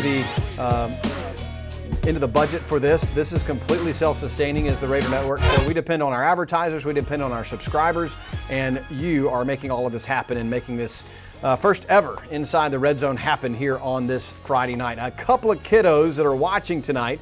I know your son, Joey, rock star in the house of Dorman, he's watching. So Joey, big shout out to you tonight. We've got Steven and Drew Hederman. They're watching a couple of Raiders that you actually know. I think Joey's friends with one of them. Yes, he is. So the Hederman boys are watching as well tonight, along with my wife and maybe my mom. I don't know, but there's a lot of folks checking it out tonight. So we're glad to bring you all this action. So, you know, it's halftime. What do you do at halftime? You do at halftime what we do the whole time. Let's show you highlights. And so Pearl and Ridgeland are in action, and here is what happened just a moment ago. And I hope we are able to let this roll all the way through the celebration. Watch the bottom right of your screen, folks. You may see one of the best ever jump, and then right about here, oh, that's how you celebrate. That's perfect. That's how you celebrate. That's perfect. And that was Jerry Johnson for Pearl High School on that score and on the celebration. It's now 29-6, Pearl leading Ridgeland. So we don't have the full picks all up there just yet. We're going to sort those out through the end of the night as MRA took the lead 28-24, but Pulaski has gone back. And what are they doing, Josh? They're kicking for an extra point. What is going on in Little Rock? That is an unusual. Now look, keeping it to where a field goal ties it. So obviously playing some percentages there. So now we'll get an actual look at the score from just a moment ago. It was 28-24. Now it's 31-28 at Joe Hatcher Stadium. That's Joseph Hyman. And listen, last week, the young man that was the tailback for Oakland, Tennessee, that came to MRA is a Georgia commit. Yep. Along with Branson Robinson from Germantown, who is a top-ranked player in the state of Mississippi this year. So MRA has now faced two really, really tough running backs in back-to-back weeks. And oh, by the way, in week one, they played one of the most talented teams in the state of Mississippi in Greenville Christian. The Clarion Ledger just released the Super 10 rankings for the first time this year. And for the first time ever, because I've been looking at this poll since it was ever created, there's never been a private school ranked number one, not at any point of the season. But there are many people who say that that team in Greenville, it's kind of a collection of an all-star team almost from Greenwood and Greenville. But either way you put it, it is a talented team from top to bottom. They're 3-0. They're down 6-0 right now to Collins Hill. So they're hanging in there right now. I mean, that's a game that could easily flip back their way. Well, listen, you talk about Greenville Christian. You're talking about Jatarius Elam, Mississippi State commit at the cornerback position. You're talking about their quarterback, Smith, DJ Smith. He is uncommitted at this point. You're talking about J.D. Stewart, their middle linebacker who's going to Southern Miss. And then they also have the receiver, number 3. I can't remember his name, but he's also a Southern Miss commit. Came in from Yazoo City this year. Super talented. And, you know, everybody said, hey, they can't compete because of depth. And you've got to give Coach McClendon a lot of credit because he's got those guys conditioned. Man. You didn't see them not once in that first game against MRA ever have hands on knees. I mean, they were upright the whole time, and you talked about conditioning. And that's in the state of Mississippi in the month of August. That's the name of the game. When you're suiting up 30, maybe 32 players, you have to be focused on conditioning. All right, let's head to Pulaski and Little Rock, I believe is where we're headed next. And the onside kick, of course. I mean, this is what they do, folks. And they're going to flip it the other direction and kick it straight out of bounds. A little trickery there. So you got a little short field to work with there for the MRA Patriots, and about 58 yards away. And see, here's the danger there. You know, you're late half situation. Yeah. MRA's been explosive offensively, and right there, you'd almost like to make them march the entire field. But look, your program, who you are, your identity is to do certain things. You're not going to go away from it. When you identify as a gimmick type deal, you go with it. You stick with it all the time. And now Pulaski, what do they do with the short field? Well, they forced the turnover with about a minute and a half to go until halftime. So their gamble ends up paying off because they forced a big turnover. Yeah, and I'm not so sure he wasn't down. And you see Herbert Davis coming out onto the field, the coach for MRA. He is not happy with that call, and I think I've got to agree with him here. It looked like the player was down. Yeah, let's keep it here. They may run this replay back here on their MRA Patriot Network as our good friend Ross Haley with Nathan Stamper up there in Little Rock. Of course, we have the ability to roll it too. And John White, hey boy, he looks down. That's a really late strip, but I mean, technically he was on top of bodies. Forward progress, was it halted? Hard to say. Yeah, I'm not so sure his knee wasn't down. I think Coach Davis had a very valid argument anyway. I think he was, either way, he looked like he was on top of bodies, but something, forward progress, something probably should have been called there. Now Pulaski going for the jugular here right before halftime. Oh, Blanton. Got to be careful there not to get a penalty. And that's a penalty. Yeah, there's a late flag coming in. Yeah. That is a really, really poor decision by that young man. The quarterback slid. At that point, he's given himself up. And that's a senior All-American that's got to be smarter than that. Yeah, here's that look again. Yeah, and I'm going to tell you something, that could be an unsportsmanlike conduct that would have an ejection simply because he made contact directly with the head when he was given up. So we'll keep an eye on this here, as there are dance teams galore right now on most of our screens. It is a personal foul is what they go with, so not unsportsmanlike. So there's what's going on in your screens across the land right now. I mean, it's halftime everywhere. And we got halftime scores. East Union, the Urchins, have yet to get on the board there against Heritage Academy. Hartfield will have a running clock coming up in just a moment against Pillow. They did not call targeting, we're told, on Stone Blanton, so that will stay as just a personal foul penalty. He is still in the game defensively, and he's a key to that defense. You know, he was a big missing piece against Greenville Christian. Yeah, no doubt. They need him, and I think he's fortunate. Once a quarterback, in today's game of football, when a quarterback gives himself up and he slides, and he was well into a slide, I think that young man's fortunate to be able to continue to play. No doubt about it. So we'll keep it here on this MRA game. It's one of the few games right now that we actually have that is live. Everything else pretty much is at halftime right now. Think about this. You could be you could be potentially over 70 combined points in the first half of that game in Little Rock. Were you not listening to me earlier? You don't listen to me. That's what happens in a relationship, Josh. Yes. I did say that actually earlier. I'm not trying to toot my horn, but I said, this game could be at 70 at halftime combined points, and at the end of the night, we're talking about 100 easy. Man, well, my wife would agree with you when it comes to the listening issue. Mine would too.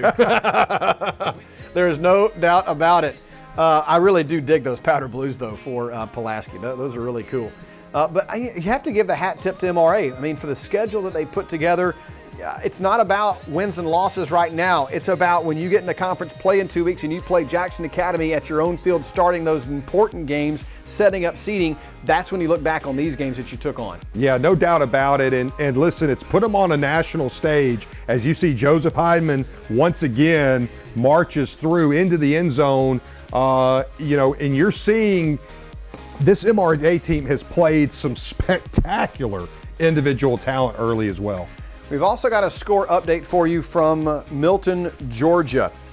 The 9-0 lead. Collins Hill has scored 3 times, but all 3 times they've been held to a field goal in Milton, Georgia. So Greenville Christian has an opportunity, as there is about 3.5 minutes until halftime in that contest, to maybe get on the board here and perhaps draw to within 1 or 2. We'll wait and see as we get a good look here at MRA. Potentially might be jumping off here. And giving an easy decision to Pulaski on whether or not to go for two. Right now they're lined up for one, and this will change it to a 2-point try here.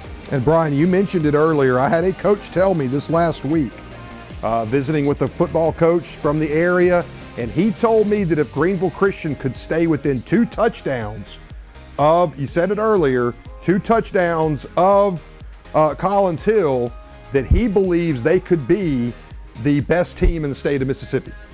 So maybe the Clarion Ledger wasn't all crazy when they made those rankings when they came out just a few days ago. And there's the 2-point try, and Pulaski does in fact convert, and they now lead the MRA Patriots by a score of 37-28. Hartfield and Pillow are back underway now in a running clock scenario in Flowood.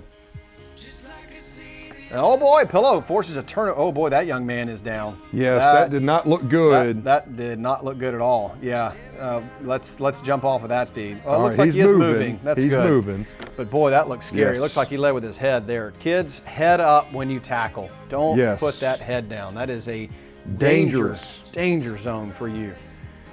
Oh, I hate to see that. I hope that young man is okay for Pillow. And he laid a lick on that ball, but he led right there with his head into the body of that player, as our guys are running that back for us here just to check on him to make sure he's okay. Yep. We did see some head movement right at the very end there, so it looked like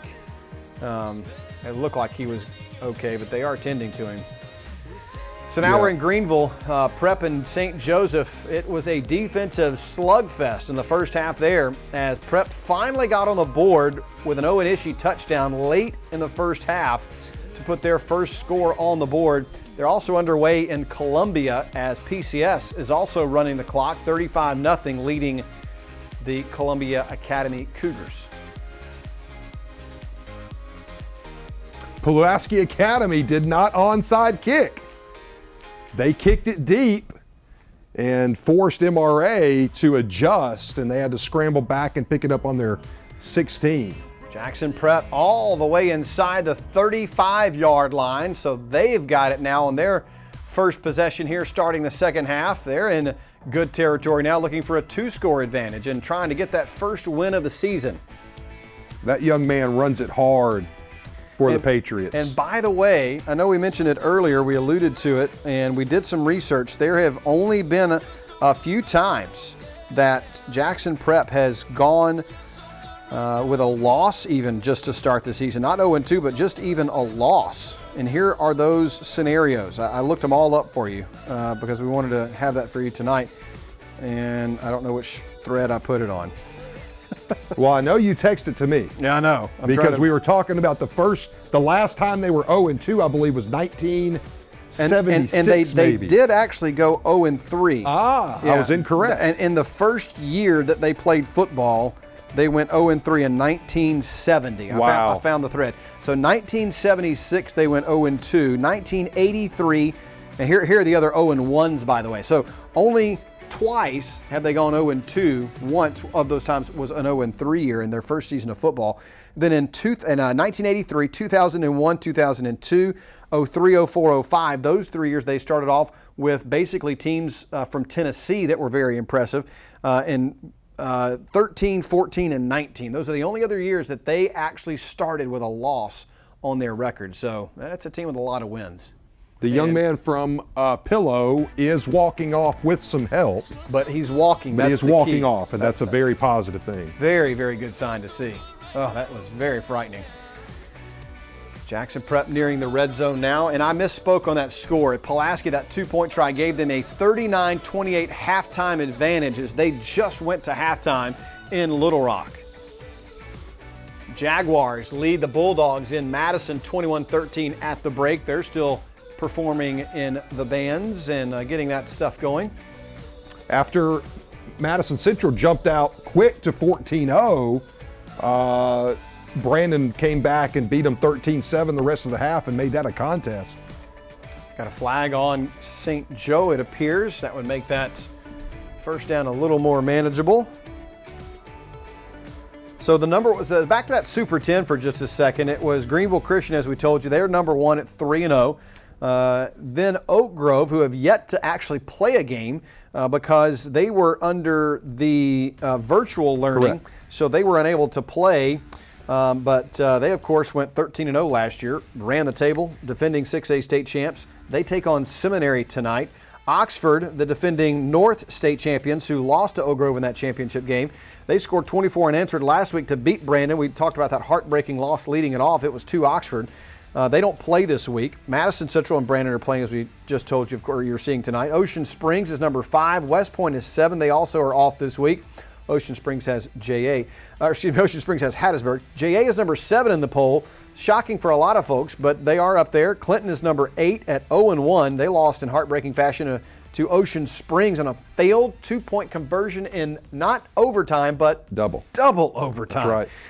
And they are just 0-1. They're taking on Northwest Rankin tonight. MRA is at Pulaski. They're number 9. Ridgeland, number 10, of course, is at Pearl after they took down Northwest Rankin in just a near blowout, 42-26. And the Patriots, here comes another flag. Might be a face mask, perhaps, or maybe a hold. Hard to tell.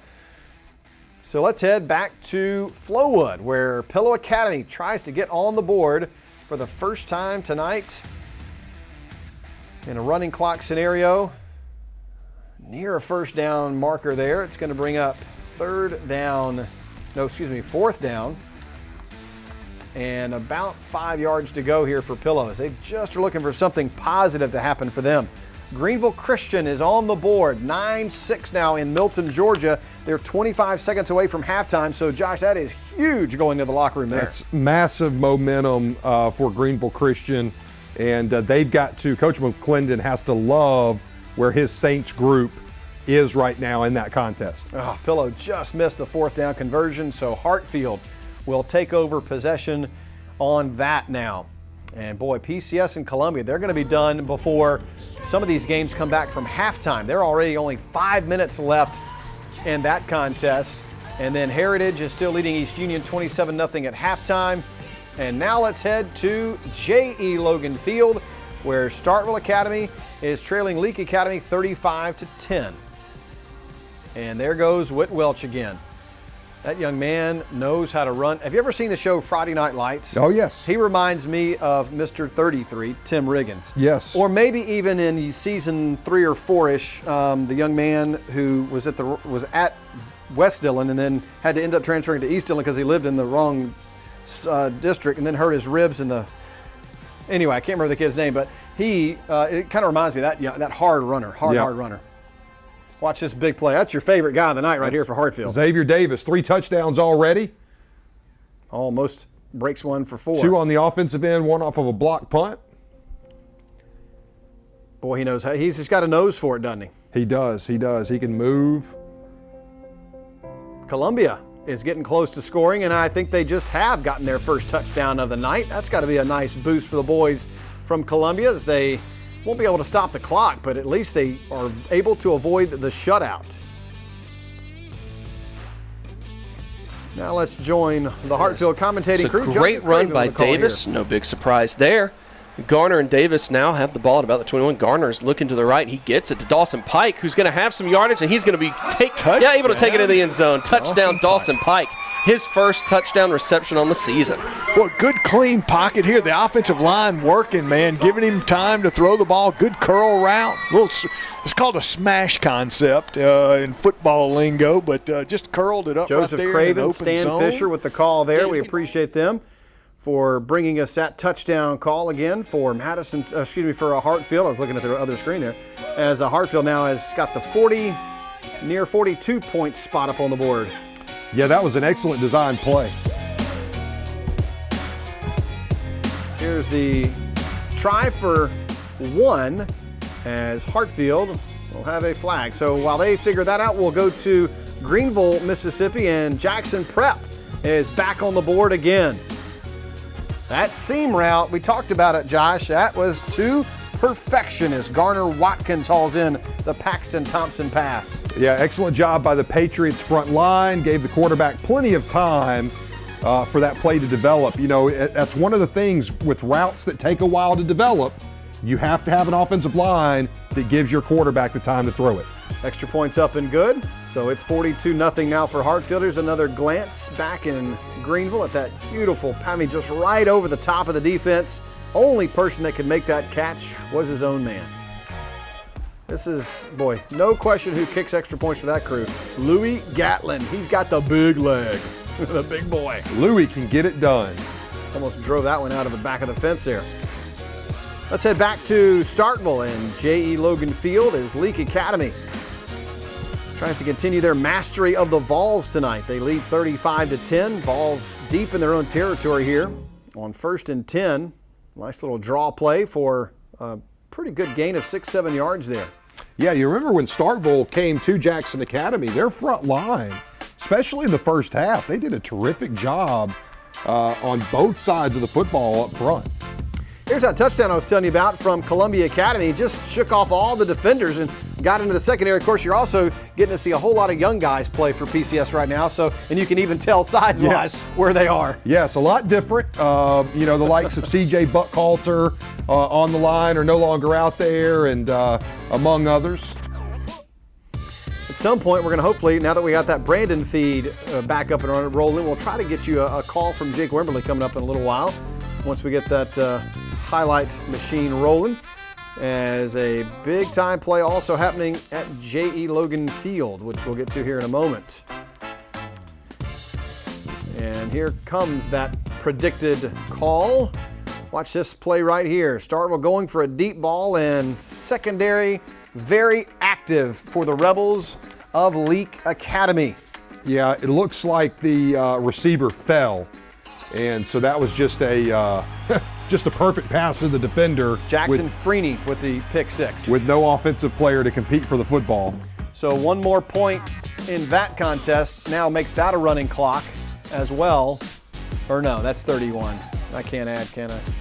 Yeah, that's not a running clock yet. But anyway, for those unfamiliar with the running clock mercy rule, it's 35 points or more after the second half starts, and that's when that clock runs. You've got that going on in the PCS Columbia game and also in the Hartfield Pillow game. You can see right now Jackson Prep has their ears pinned back defensively. They've got a lot of positive momentum, and they've got a lot of energy right now on the field for Jackson Prep. And that three-man front still sticking with it, still working out right now for them. Leading 14-0. We promise it is 14-0. And they wave the flag off. So Leake Academy 41-10. They missed the extra point in that contest, leading by 31, threatening to have our third running clock of the night.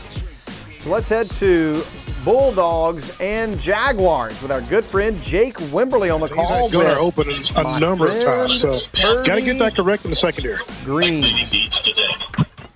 Take it away, boys. You know, I mentioned it, Gunner and Spencer are going to be two of the toughest, 1-2 tandem receiver we're going to face all season. Oak Grove's got a couple of good guys, but I'll put Spencer and Gunner up against anybody.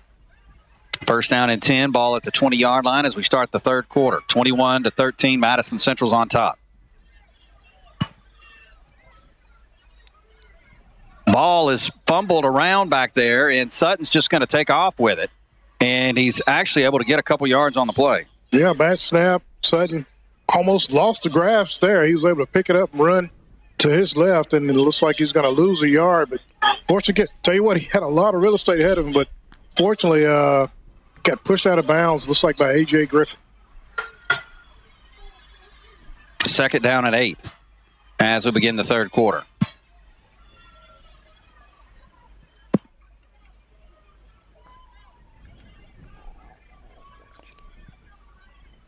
Tight formation for Madison Central. Ball on the far hash. Turns, hands it to the back, and he is going to have a big hole, gaping hole, up across the 40 to the 44-yard line. That is a first down, a pickup of 18. Yeah, same play we've seen all night. And that action is I really can't think of a better way to describe it, but the left guard and left tackle for we did finally get confirmation from not one but two sources, one of those being my wife, because we're currently watching the series Friday Night Lights, which is why it was fresh on my mind. And it's Luke Cafferty, who is the running back in the backfield there for the East Dillon Lions as opposed to the West Dillon Panthers. And that also has a catfight trophy there. Jackson Prep will head there in a moment. They've got something going on there in Greenville, but let's check into Flowood, where it is just over or under a minute now left in the third quarter. And boy, Hartfield looks like they're going to add another touchdown of the night yet again. My goodness. Is that Condon again? Yeah, the points are piling. No, that's Jaslowski. Oh, okay, Jaslowski. Yeah, Jaslowski is 11. Condon is 3. So a phenomenal job there. Greenville St. Joe, little up for grabs pass, and oh boy, look what I found. Carter Stackett with the interception inside the 15-yard line, finally brought down around the 10. And Jackson Prep is set up first and goal with a chance to go up by, well, they're up 3 scores, but by even more now. Boy, I tell you, Jaslowski for Hartfield, I think he's only a sophomore. That young man, I think he's a 6'2 or 6'3 sophomore over there in Flowood, having a terrific game. Really appreciate all the kind words we're getting for tonight's coverage. We hope you're enjoying it. We know we're enjoying bringing it to you here on the Raider Network, presented by Southern Ag Credit. Big thanks to all of our phenomenal sponsors, especially Raising Cane's on County Line for feeding us tonight and providing us with an amazing assortment of chicken tenders, fries, the sauce, the bread. It's all just delicious. Thank you so much to them for providing that for us tonight. Pulaski leading MRA at halftime by I think 11. I think it was 39-28 in that one. Pearl and Ridgeland about to get underway in the second half. Pearl leads that game 29-6. Hartfield right now 49-0 as you're currently watching Madison Central march down the field right now, already up 21-13. And as Josh alluded to earlier, it was a quick 14-point strike for Madison Central, but then Brandon won the second quarter 13-7 to make it an 8-point game where it stands right now, as Madison Central looks like they are going to continue just pushing this ball down the field. Brian, in the Leak Academy Starkville game, I think you're about to see a penalty. There was a young man that just got decleated. Oh boy. It was a big-time block on a punt return. If we get a chance, I'd love for the fans to see also, and here we go right here. Here's the highlight. You'll see it in the middle of the field coming up. Boom! Right there. Boy. And I think they threw a flag on that one. Yeah, that's called a blindside. Blindside.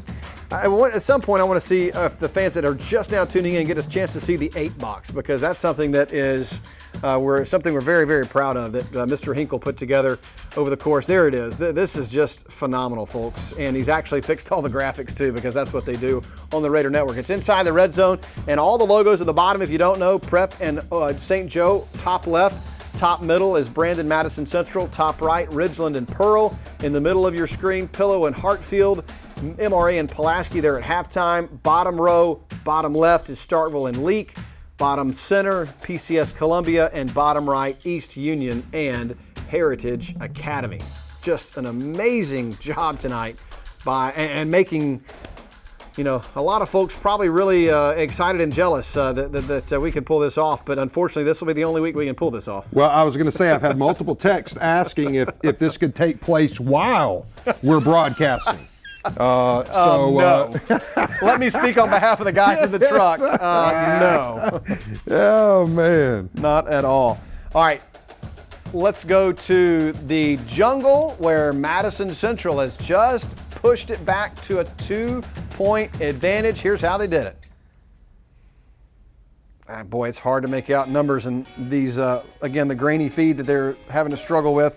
That is Robert Dumas Jr., the 5'6" senior running back, puts them up 27-14. They tacked on the extra point. It's now 28-13, Brandon, but down 28-13 there in that one now in the third. And there you see already updated on our bottom line as well. All right, let's head to J.E. Logan Field, as Leak Academy just right now running roughshod over the walls of Starkville Academy. And Coach Chase Nicholson, well, he's got a great group, but right now they're just overwhelmed. Well, the talent for Leak Academy, specifically when you think about up front, and look, it takes its toll. You look at that front, probably averaging 250 to 260 up front, and when they start leaning on you over time, it takes its toll, and they have guys that can make big plays.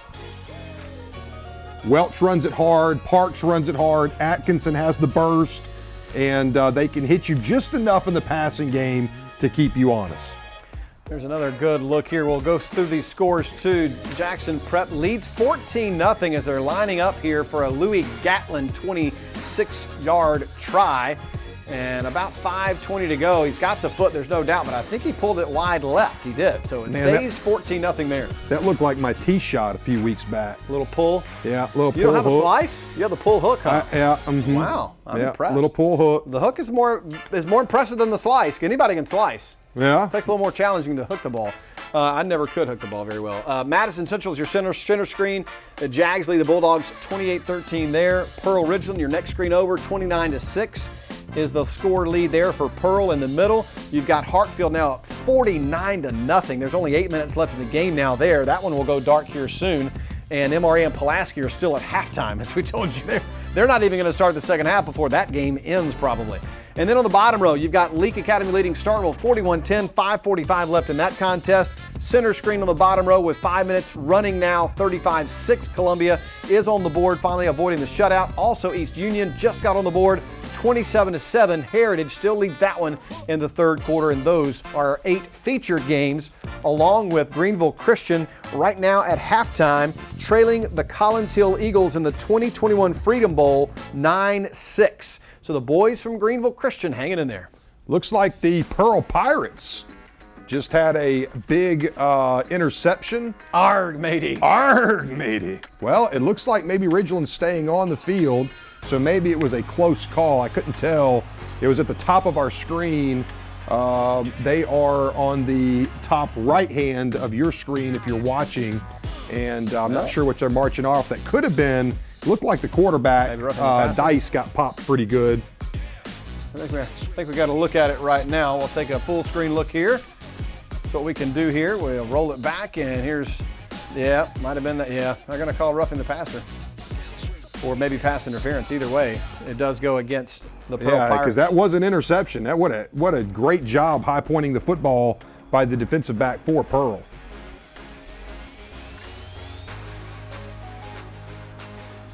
Boy, the burst of speed there in Brandon. That young man, he can flat out fly. He just exploded through that hole. I got to find out his, we're having to flip through, 16 rosters. And we don't know all of these guys. That was Nate Blunt. I mean, he was absolutely just flying through the hole. We also have another couple of scores. Madison St. Joe leading East Rankin 41-0 at the half. That is the team that JA faces next week. And East Rankin, man, they were 2-0, I believe, or something. I believe it was 2-0 for the first time in a long time. So that's a big win there for, or at the half right now for Madison St. Joe. That's our friend Tommy B checking in. I believe he's in Starkville tonight, checking out that action. Start Vegas for TB. I think. I'm not positive on that, but somebody told me he was heading that way. Okay, it looks like there was another pass interference call in the Ridgeland Pearl contest as they went up top for the deep ball, and then they're going to give a little bit of it back with a false start. Hartfield marching the ball again on the middle of your screen, trying to get down inside the 50, and boy, I'd call that a truck job there. He just ran over the defender. St. Joseph and Greenville, they're looking at 3rd down and 10 in your top left screen. Just know where to go right now tonight for St. Joe on the offensive side of the ball. They're just running for their lives. I mean, he has cut back 3 different times. The offensive line is still back there, and he's going to get yardage out of this and get a first down. Holy cow. What an exceptional effort by that young man. I bet he just ran 40 or 50 yards and got about 10. Well, the width of the field is 50 yards. Yeah. So he goes back and forth. I bet you he runs more than that. So here's one trip this way. So that's 50 yards all the way across. Yeah. So that's 50 coming almost this way, and he turns around, goes all the way back to the other side of the field. Look at his line. They're still giving some nice blocks, not holding. And he goes all the way back to the other side. That's 100 yards. Boy, he just ran. He ran a lot. 12. that was getting it done. I'm gassed just watching him. Excellent job on the replay, gentlemen. As now Prep rolls it back for him as well. We beat him to the replay. That was kind of nice, wasn't it? It looks like there was a flag on the play, though. Also got something going on with the Ridgeland Pearl game. Looks like we've got a Ridgeland touchdown coming up here. It's a deep one into the end zone. And we got ourselves another Titan touchdown. Was that Dice to Harden. To Harden. Yep. I'm telling you, they've got 3 receivers there in Titan country that they love. Obviously led by number 1, Aiden Williams, but they've got 2 others, including Harden, that can flat out get after it. Good look at 4 a little bit bigger screens for you that are visually challenged, like, my mom sometimes. I'm kidding. Not kidding. So, MRE Pulaski still at halftime. Starkville has just seen Leake Academy put another touchdown on the board, along with an extra point. That's a running clock for the remainder of that game now, as they're over the 35-point threshold. And then you've got Columbia and PCS with not much time remaining in that contest, as they are, or are they marching across the field there? That might have been it. Yep, that looks like our first final of the night, as PCS storms into Columbia Academy, and they get it done, taking care of business. 3-0 now on the season. Is that right? Are they 3-0? That's correct. Yeah, 3-0 now for the boys there in James E. Pope Football Field in Columbia. Great job by Caleb Hamill and the crew. Rob Shillito and Phil Smith. There we go. He's a longtime Bobcat. He's coached baseball. He's coached a little hoops over there. He's done a little bit of everything. There's Heritage Academy with another score. Well, and that's somebody we might see here in the Brickyard. Mac Howard, that junior signal caller, can sling the football around the field, as Heritage now has 34-7 in the advantage department over East Union. Yeah, and it looks like we've got 2 5s. It looks like that was a connection with either Noel Fisher or Harris Gunter. Pillow Academy, you love to see it. Even when the game is out of hand, you love to see the hustle. And here's a deep ball and a connection all the way near the red zone. A little underthrown. If he leads in there, it's a touchdown. Jackson Prep gets the conversion. It's another good pass by Thompson, as we try to track down the young man who made the catch, because the roster we printed out did not have the right numbers. It happens. Was it 11? It was Will Upton with the catch for JP.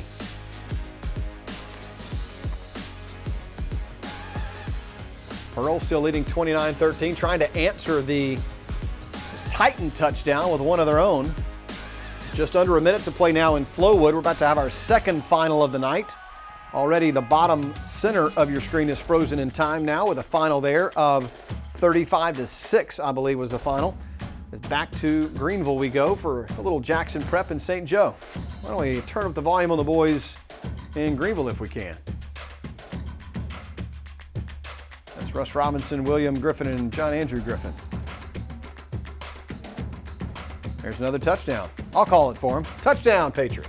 20-0. You'll have to forgive our boys in the truck. They're doing so much amazing work inside the truck making all this happen. It's unbelievable. So here is the rushing touchdown yet again.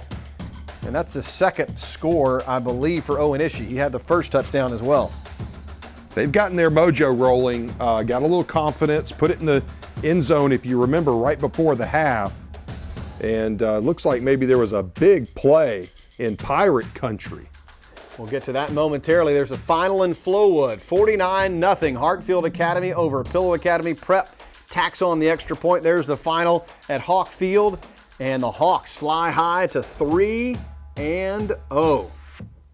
as they get ready to head into conference play here soon.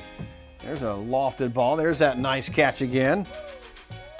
I believe that was Medina that caught that one? Couldn't tell. I think it was number 1. Yeah, Medina. Yeah. All right, so finally in Little Rock, they're underway as Pulaski has the football first. Bad news for Patriot fans. They're already down 39-28 after it looked like it was 31-28 right before halftime. If you're just tuning in and you missed the end of the first half, MRA accepted an onside kick, very shallow field, 52 yards away from a potential go-ahead score or a tying score, as Pulaski misses out on the shovel pass there. It's not a fumble. And then on the very first play, Pulaski forces a turnover, and on 2 plays after that, they score. And now instead of being a 3-point game, it's an 11-point game going into the start of the third quarter now. Yeah, and MRA had some uncharacteristic penalties there in the first half that I know Coach Davis will want to clean up as they try to fight back into this contest with Pulaski Academy. We've also got another score in Pearl, Mississippi, we'll get to here in just a moment. We love to give you those sneak peeks. Here it is from Pirate Country. Arg, matey, another Pirate touchdown. I don't do it near as well as Greg Flynn. Right up the middle. The Red Sea parted. Wow, what a run there.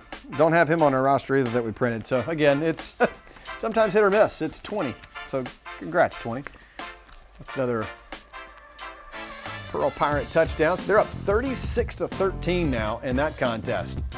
Bottom left is done. That's PCS Columbia. Top left is MRA Pulaski. Top right, Starkville and Leak. That game is nearing the end of the third quarter, 48-10 there, as they will run the clock in the fourth quarter there, and then Heritage leads East Union 34-7.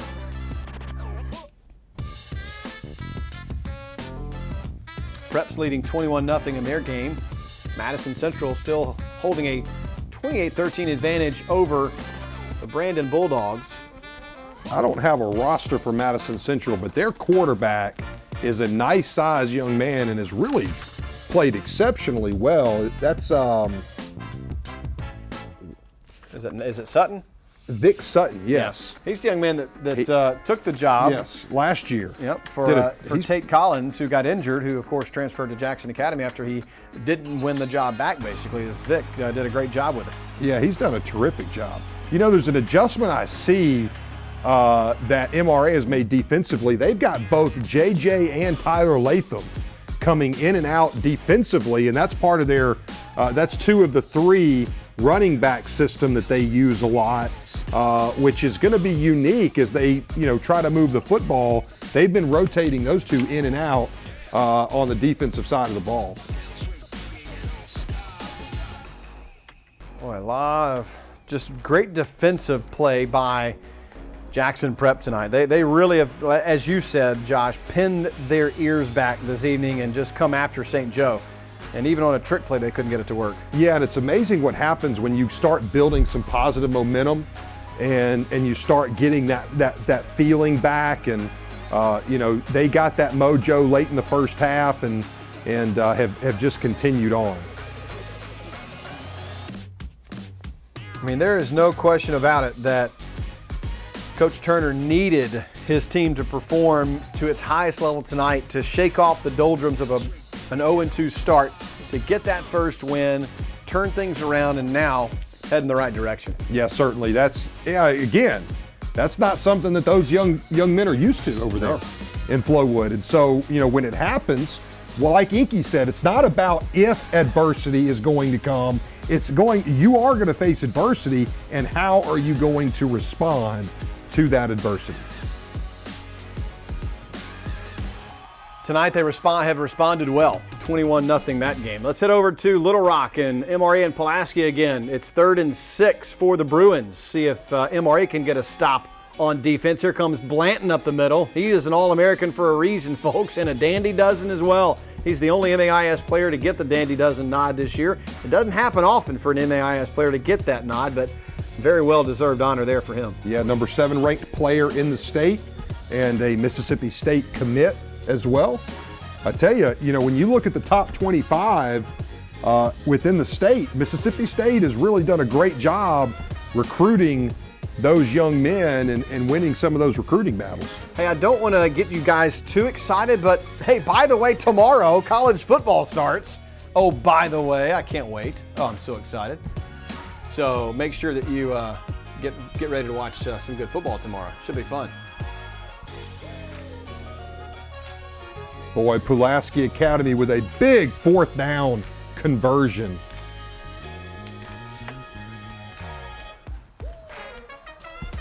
So Boy, I mean, just when MRA thinks they're going to get the stop, Josh, they can't quite get it there. You almost feel like they need a stop here to have a chance to avoid this from getting out of hand. Yeah, it seems like it's starting to kind of go the wrong direction for them. That was Jalen McKinney on a slant from quarterback Charlie Pfizer, and that was a huge fourth down conversion. A little fade route. Oh, great defensive stop there by MRA again. They brought the blitz. Didn't know that it was happening. He still got the defender out of the way. Here's a Leak Starkville. Nice transition, guys. Starkville Academy really stepping up their streaming this year.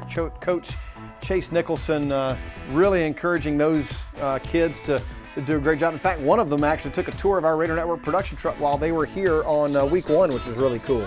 We developed a really fun relationship with them. If you're just tuning in, they are also one of our Spin Video clients. If you want to be a Spin Video client, all you have to do is contact us, info@spinvideo.org, and we will set up your school for complete money-making opportunities with your archival footage.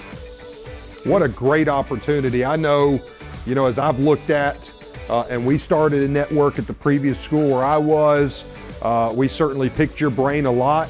And certainly this is the bell cow. The Raider Network is the bell cow for high school broadcasts. And I appreciate that, but let me just say, it's all about the sharing of information. That is something that we don't ever mind doing. We don't ever mind peeling the doors back and letting you guys come in, and we've had a number of schools from around the state come and take a tour of our facilities and also our equipment inside what was the trailer. Now it's the truck, and it's an honor to be able to showcase that and give the MAIS the due coverage that it deserves. So it's an honor for us to be a part of this for sure. Here's Ridgeland in Pearl now, and somebody got free and into Pirate territory, or the Titans, but they trail 36-13 in that game. You mentioned the truck. As you see the replay here, and Dice puts it right on the money down the middle of the field.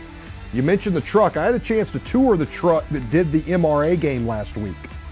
And while I'm biased, I would say that the truck that the Raider Network utilizes, it was a greater product than the one that was being used for the ESPN broadcast. And so that's kudos to the way those who are involved in setting that thing up and getting all the equipment. There's just so much that goes into that. As you see right there, Ridgeland fumbles. Yeah. And I'm not sure who picks it up. With the stat or with the graphic, I'd say that Pearl got the turnover since they're putting. There you go. They're putting the graphic up there. They sure did. Mark. Turnover there, yeah. So an Argamady moment there. And Pulaski looks like they might be trying to run away and hide from the boys from Madison. The Patriots of MRA have just given up a 45-yard touchdown strike yet again. And I mean, it's just running for daylight. That was Jalen McKinney on a pass from Charlie Pfizer, and they are making it look easy, folks. But again, let me reiterate, this is a nationally ranked program in Pulaski Academy.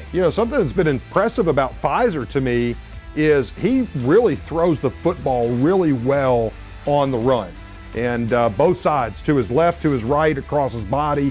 He's done a terrific job throwing the football on the run. And that has given, if you remember, a lot of the problems MRA had in week 1 against Greenville Christian was the ability of DJ Smith to use his legs, but also in using his legs, you have a tendency to start looking into the backfield and your eyes get locked in, and it allows a receiver to get away from you. Yeah, it's a great point. Madison Central threatening to make it a 3-score game right now in the jungle, but did not get that to go. They played, they're just underway in the 4th quarter. Now here's Jackson Prep. It's Owen Ishii. Is that his 3rd touchdown of the night? That young man is having a game. Double deuces. He likes the Delta. He does. He must have eaten at Doe's on his way up. Man, that would not have been a bad idea. No. Be a good nap tonight on the way home. Also, let's take into account, folks, that last year at this time, we had attendance restrictions. We had mask mandates. Now, there are still some mask suggestions out there. Yes, we're still not completely out of COVID, but for the fact that we were able to make it through an entire year last year, kudos to the MAIS and the MHSAA for making it through every championship contest last year and starting off this year on the right foot. as all these stadiums are filled with fans and just having some good time supporting these high school athletes. So with that said, we'll take a timeout and come back with continuing coverage of Inside the Red Zone, all right here on the Raider Network, presented by Southern Ag Credit.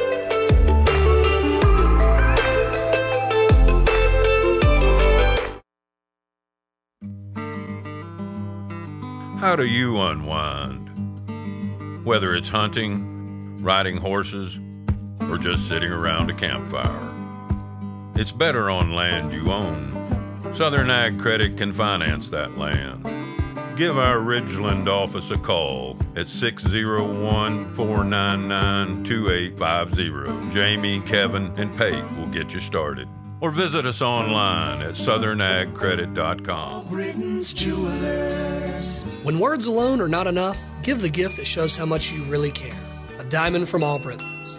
At All Britons, every diamond is inspected by our gemologist for its color, cut, and clarity.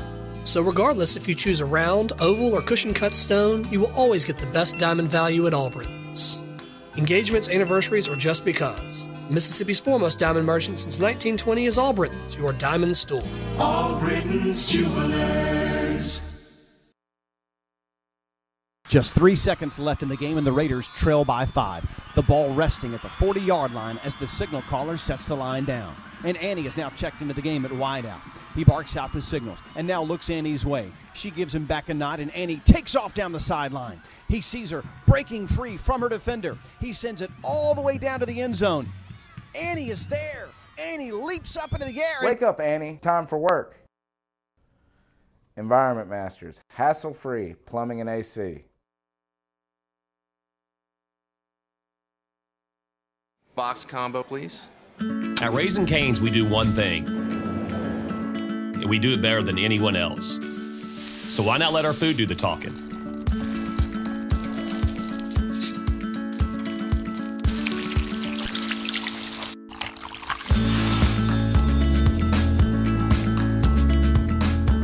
Love in the window. Raising Cane's, only the best chicken finger meals. One love. Dean & Dean Associates Architects. In 2019, the firm proudly celebrated its 70th anniversary with an impressive history of designing award-winning buildings in 31 states across the U.S. Here at home, they are excited about the recent completion of projects such as the Horn Building, Mississippi Premier Plastics, Priority One Bank, Renaissance Phase 2, and they look forward to the soon-to-be-completed Ridgeland City Hall. For leading-edge design and personalized services on your next building project, call Dean & Dean Associates Architects, proud supporters of JA Athletics.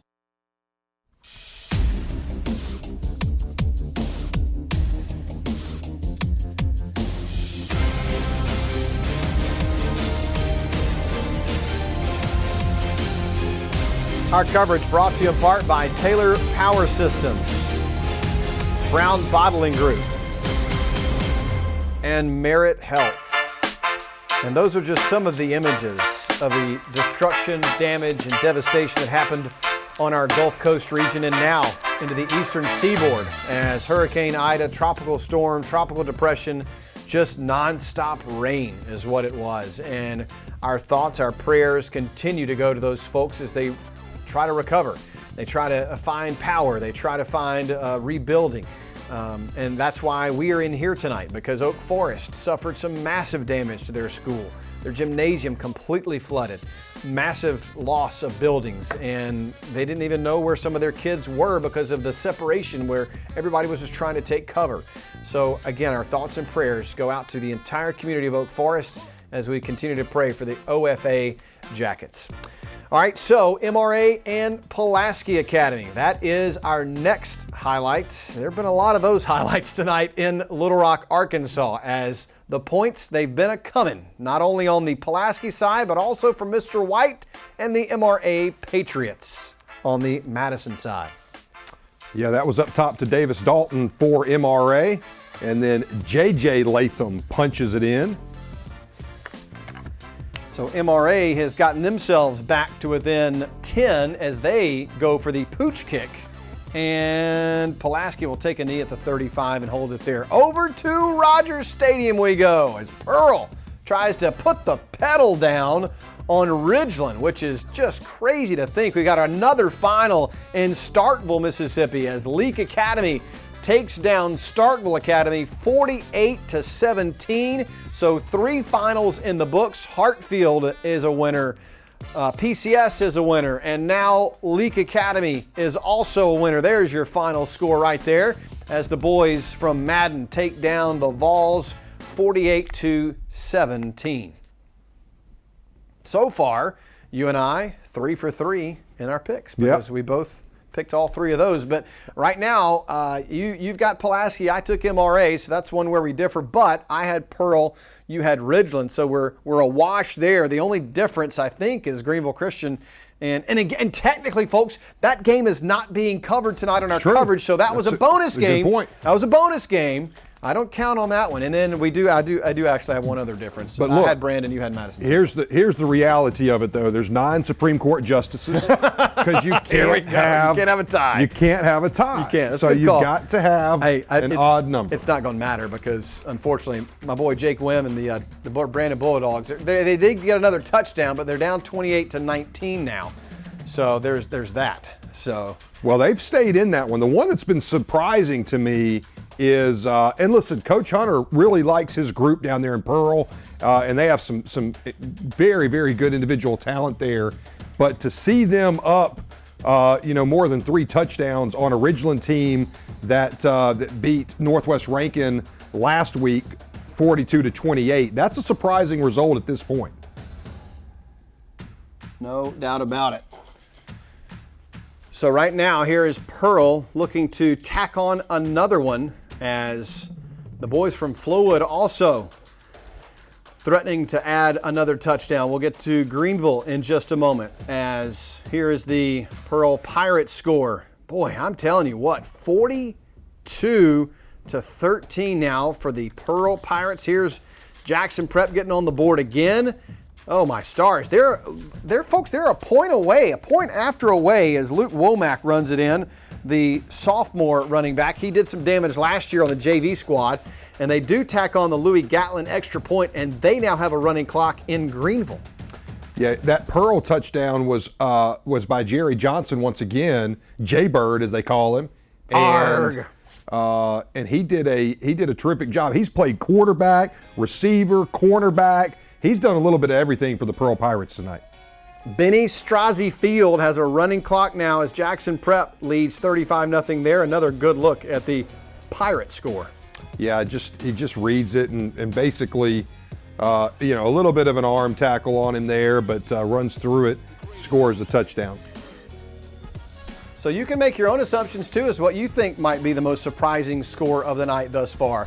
I'll be honest, I'm also surprised that Jackson Prep is 35-0. I'm a little surprised that St. Joe has not gotten on the board yet. Yeah, we talked about that one early about you just didn't know. Greenville St. Joe has been good for several years. They've had some Division I talent come through there. Weren't sure what they really had coming into the year. Their one result really didn't tell us a whole lot, and so that was a very unique game to call. But you just felt like Jackson Prep was not going to open up 0-3. It would only have been the second time in school history for that to happen. They will not have that happen tonight. Did MRA score and then get the ball again? It's 48-36, I believe. They're having issues with their scoreboard. They only have the MRA side showing, but yeah, MRA has the ball back again. And going to be third down coming up here as White could not get rid of it in time. Ridgeland gets a nice run back on the kickoff. Here's a little 4-box for you. Enjoying some of the games that are still left. MRA and Pulaski. Heritage leading East Union 41-7 big. That game is still in the third quarter. My goodness. I'm going to tell you that Heritage Leak Academy in 5A would be a really fun contest to see. Now, obviously Oak Forest is going to feel like once they are able to get back in school and get back rolling, they're going to feel like they need to be a part of that conversation as well. They had not one, not two, but 3 100-yard rushers last week over ACCS in a drubbing. in Natchez. And So, ACCS is a solid football program. Coach David King and his group down there, they do a tremendous job. He's had him here countless times to the championship tilt. 28-19 there. That's the score you see from Jaguar land in the jungle as MRA gets behind the defense. Dalton tries to get in but is knocked down at the 10-yard line. Yeah, Pulaski brought the house on a blitz. It gave a one-on-one situation on the outside, and John White stays in the pocket and delivers a terrific football. I've got an update from Georgia for you fans. Greenville is back on the board, 16-14 now the score there. Wow. So we might end up in a tie here. That's a big contest, and that's a great showing on a national stage for Greenville Christian. No doubt. Without question. That's at a big event out there called the Freedom Bowl, the third of 3 contests on the day taking place with Greenville Christian in the mix. Man, I really hope you fans are enjoying this. This is something that we literally just came up with as kind of a joke.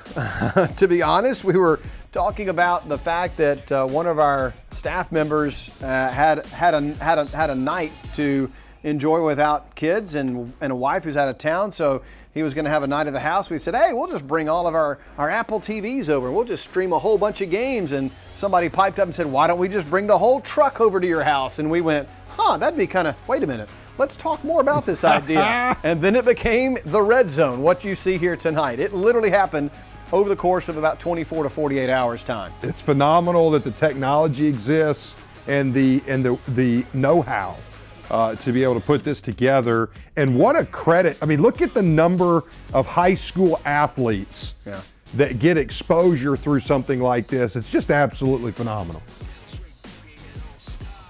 So MRA Pulaski right now, it is a 10-point game. So if MRA gets on the board here, look, there's only 4 minutes left in the third quarter, and MRA and Pulaski have combined to score 82 points right now. It's 4th and goal though here for the Patriots. You think they're probably going to go for it here? It's a 12-point contest, I believe. It's 10. It's 10. Okay. 46-36. So there's still only. I'll be honest with you. I think I think you kick the field goal. Take your points. You take the points, and you try to get another stop. There's still plenty of time for the Patriots. It's a 7-point game if this goes for Landon McGee. McGee waiting for one more special teamer to get out there in Dalton. The left footer, the southpaw on the hold by White. The kick is up, and it is. Don't see. Oh, we got a flag. It's a flag.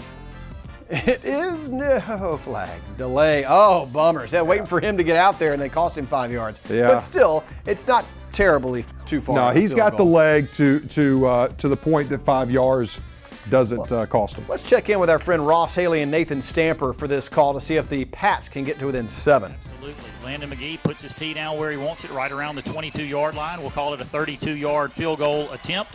3:57 to play in the third quarter, brought to you by your local Farm Bureau agents, Tanner Thrash and Bradley Peoples. The snap is good, the hold is good, the kick is up, and it is good. Landon McGee with his first field goal of the season brings MRA within 9. Pulaski Academy just stood up. Yeah. They did not rush. No.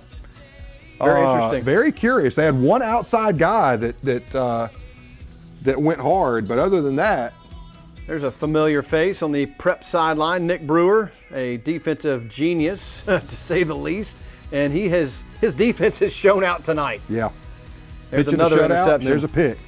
That is Ross Hopkins, if we have the right name there. We apologize if we don't. Inside the 50, another short field for the Patriots. They are going to get on the bus early to head back to Flowood with only 3 minutes and change left there. So you've got Prep leading St. Joe 35-0. You've got fourth quarter action in the jungle.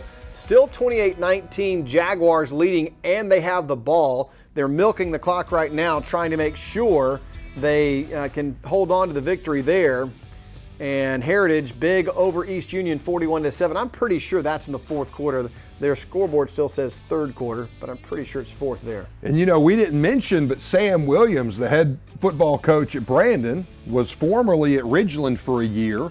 prior to going to Brandon, and prior to that, hosted us at Pelahatchie. That's right. Several years back, and he is a up-and-comer, terrific young coach, does a great job for the Bulldogs, and once again has them within striking distance of a really good football team. One thing else I want to say too, we do apologize if we weren't able to get your school featured tonight. We were only able to pull 8 games in, and we were trying to find the best feeds and the best matchups, did our best to do that research in a very short time frame, and get permission from these schools to carry the footage. So we again, if your school wasn't featured tonight, we apologize, but maybe next year if we get to do this again, we might have a chance to do that. So it's another flag on the Patriots. They march back to the 48 for another second down play. MRA is on defense right now against Pulaski. They're inside. They're starting at the 20-yard line. Under 4 minutes to play there in Little Rock, Arkansas, as the boys in powder blue will get things started and try to find themselves some yardage, as they also are leading by 7. And now Jackson Prep back to work. Oh, what an open field tackle right there by Greenville St. Joe. And that's the future, too, for JP. That's Luke Womack. We talked about it. He ran that touchdown in a moment ago. He is, again, the future as Pearl gets a nice run from scrimmage as well inside Titan territory. Correction. Oh, yeah, that was a run. I thought I saw him run. Yeah, it's Jerry Johnson once again. And that Jay-Bird. young man can go. Jay-Bird. Arg, matey. Well, Madison Central looks like they put that one just about out of reach as well, as they've gotten the ball all the way inside the 10 at the 5-yard line with just over 3 minutes to go in the game there and a lead of 9. Coach Collins looking to open it up 2-0 in his first year at Madison Central. Here's that play we just talked about. Just a perfect jet sweep to the outside and just open up the legs and let them fly. That was Isaiah Spencer with a big run. Shoestring tackle saved a touchdown. Yep. I'm Brian Eubank. He's Josh Dorman. Inside our Raider Network production truck are Eddie Weddick, Josh Hinkle, and Richard Stafford, who's running all of the replays in and out. And Mr. Hinkle is changing views left and right. And you've also got Mr. Eddie Weddick doing the job of graphics and making sure everything's graphically sound. It has taken a lot of work to put this together tonight, but it is our joy because we love high school sports, but most importantly, we love giving kids the voice, which is, or the views, if you will, and being able to showcase their talents here on the Raider Network. Yeah, without a doubt, it's such a great opportunity for all of these young people. You're talking about 16 schools being highlighted in such a format, just an unbelievable job and a great fun environment and event. Collins Hill is still leading 16-14. That game is currently on Flow Football TV, by the way. If you want to go purchase that, you can do that and watch that. That was the only reason we couldn't show you that stream, because it was a paid stream and not a free stream. And here's what these guys can do in the truck. This was not an original 2-box. This is something that they just probably created on the fly. And you're looking at MRA Pulaski on your left, Madison Central and Brandon on your right, as the Jags are trying to finish off things in the jungle. And the Pulaski Bruins, oh, look at that cutback. And look at the speed on display in Little Rock. Touchdown, Bruins. Yeah, I'd like to see the final stat line for Joseph Hyman, a Northwestern commit, number 9 player in the state of Arkansas, and he has shown it tonight as he has been all over the field offensively for Lake Pulaski. So you had not 1 but 2 scores on the same end of the field in those 2 stadiums. Madison Central just put the game out of reach against Brandon as that clock is winding with about a minute and change to go. 34, about to be 35-19. You've got Jackson Prep, who just finished off Greenville St. Joe. There's the final there, 35-0. And you've got Pearl 43-13 there in the fourth quarter. Don't have a time on that one. There's a 2-point try that is converted, but a flag is down for the defense, it looks like, of MRA. Heritage leads 41-7 over East Union. Yeah, I think it's going to be a pass interference there against MRA. Ooh, personal foul. Yeah. A personal foul, pass interference, okay. So you could actually get that a I guess you could tack that on in the kickoff. You know, sometimes we don't know all the rules when it comes to penalties and what the yardage is all the time. Sometimes there are rules changes, so we do want to make sure we pretend like we know, but we don't always know. Well, look, when you're walking into a party, you got to pretend like you're supposed to be there, right? Pretend like you own the place. That's right. What I've been told. He does own this place a little bit. He's Josh Dorman. I'm Brian Eubank. We'll wrap up our coverage coming up here in just a few as we take one of our final timeouts here on Inside the Red Zone on the Raider Network, presented by Southern Ag Credit.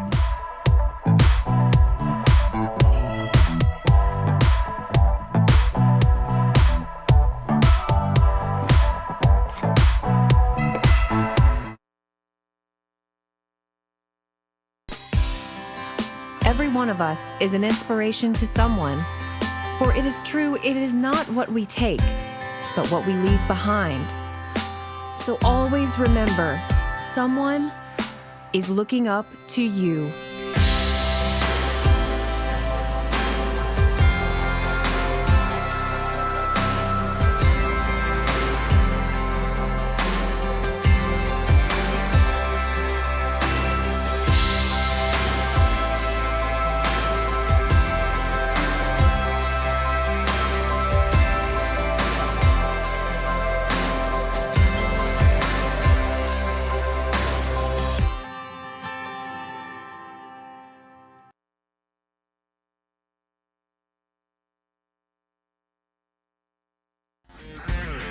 Is your business or home protected from power outages?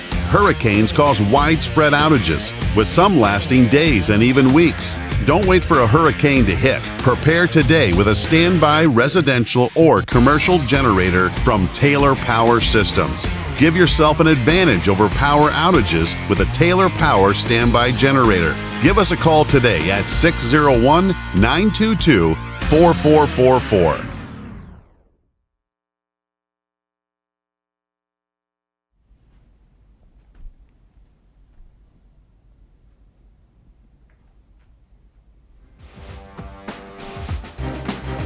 Continuing coverage of Inside the Red Zone here on the Raider Network. It's brought to you in part by Southern Ag Credit, Shelter Insurance, Cole Facial Clinic, and Raising Cane's Chicken Fingers right off of County Line Road. Oh, they are so good. I heard one of Raising Cane's, I think they have co-CEOs. And I was listening to one of them today. Over 40 of their restaurants were impacted by Ida, and 5 of them they cannot access currently. And here's what Cane's does, folks. Here's why we have Cane's on as one of our sponsors, too. They give back to the community more than any business I've ever seen. And they are a part of our coverage here with the Raider Network. They also are a part of our MAIS Championship Network coverage. We're just honored to have them be a part and include us in the mix when it comes to their amazing product. 52-39, Pulaski now leads MRA, so that one is starting to get a little out of hand. Here's Pearl, who has definitely put this one out of hand as they are up 49-13, pinning an extra point, about to put on the half-century mark on Ridgeland. Yeah, that's the game, again, that is the biggest surprise to me, along with Greenville Christian currently trailing Collins Hill by 2 over there in the Freedom Bowl in Milton, Georgia. It is quite surprising, folks. I mean, it is a 2-point contest, as he mentioned. 16-14. And the ball is currently in Collins Hill's possession as they are just underway in the 4th and final quarter there. Madison Central still trying to just, again, was that the extra point try? No, their clock's run. They must have gotten a turnover. 35-19 now, and a timeout by Brandon. MRA Pulaski, let's head there as MRA is back at midfield.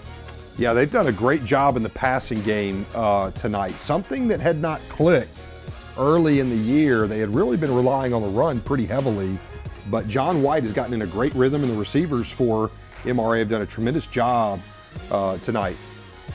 John White, and remember, folks, this kid, oh, what a connection and hook up there. He's only a sophomore, which is just crazy to think about, as he hooks up with Street Toller, a senior, for 6 more, and the shootout continues at the OK Corral, also known as Little Rock, Arkansas. Yeah, what a job stepping up into the pocket, and see, a lot of quarterbacks would have bailed out on that too early and tried to use their feet, but he slid up in the pocket, stayed on his receivers, and made the right decision.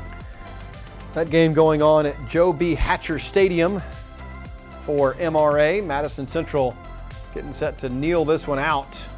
Finals everywhere. That's going to be my first loss, by the way, of my picks. So it is what it is when you come up with the losses, right? You can't predict them all. I mean, you can try. Well, I guess technically you can predict them all. You just can't win all your predictions. That's true. Not unless we all went for the same picks and they all won. So the Greenville Christian boys just gave up another touchdown. Collins Hill's up 22-16 now in that game, pending extra point try. And here's MRA going for that score again. Another one of the Latham boys. Is that Tyler? No, that was 21 is Tyler, 30 is JJ. Yeah, JJ, yep. That was 30. Madison Central starting to run away from Brandon now. Put that one in the books.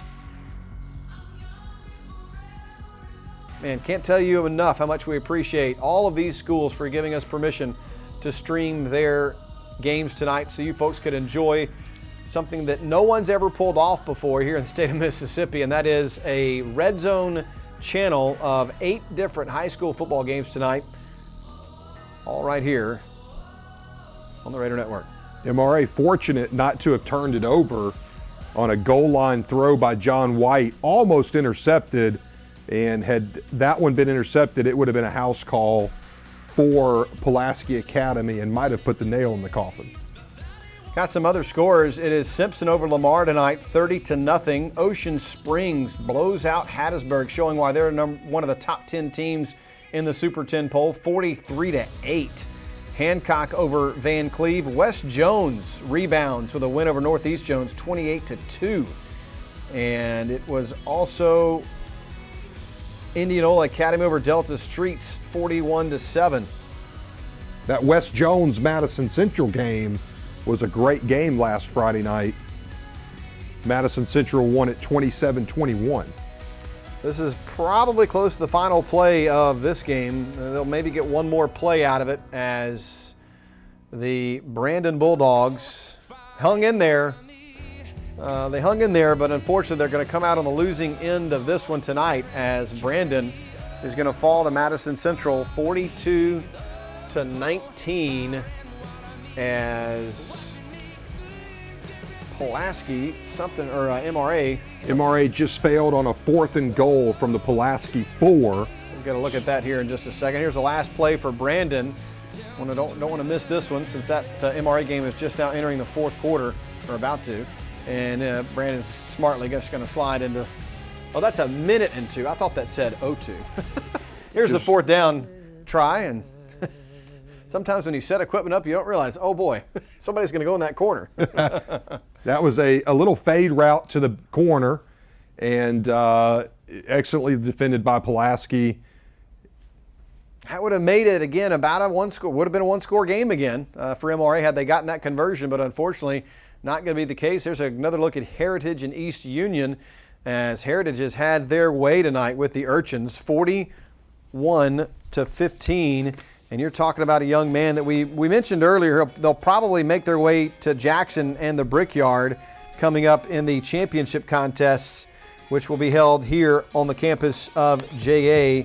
And that would be Mac Howard, who is one of those future studs. I mean, he's just a junior, I think, if I remember right. He's in the top 10 in the state of Mississippi in the class of 23.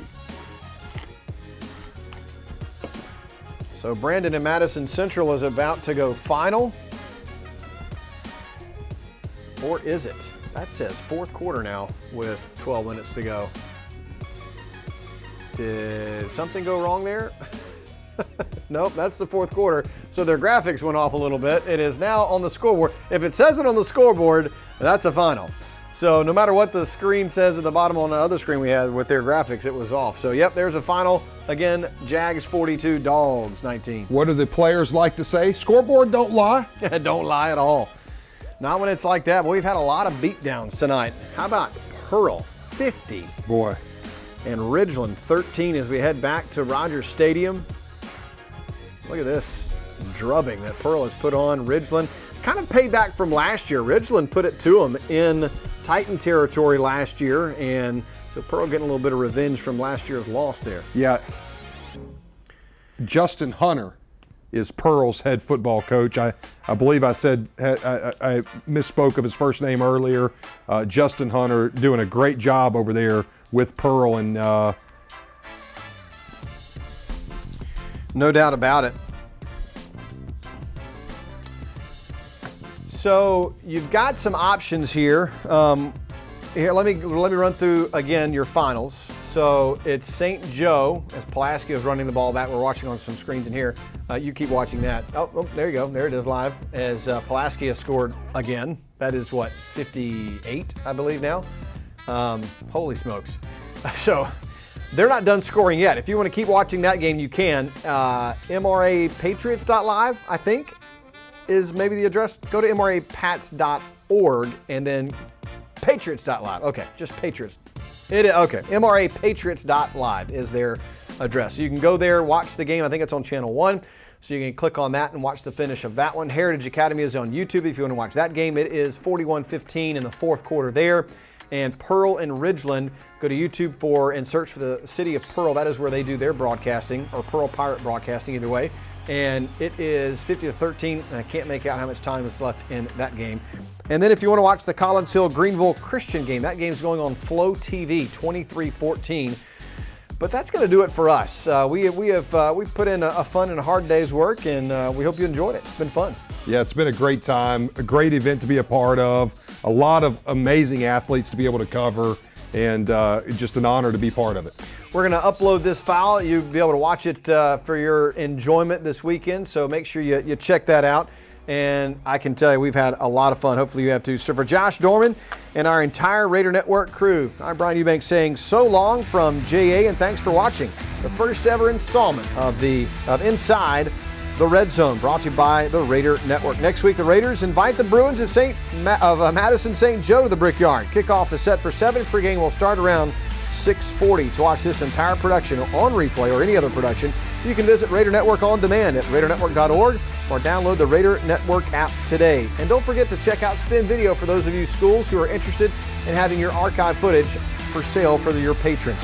As always, we encourage you to attend the place of worship of your choice and join us next week for continuing coverage of JA Raider football. This has been a presentation of the Raider Network.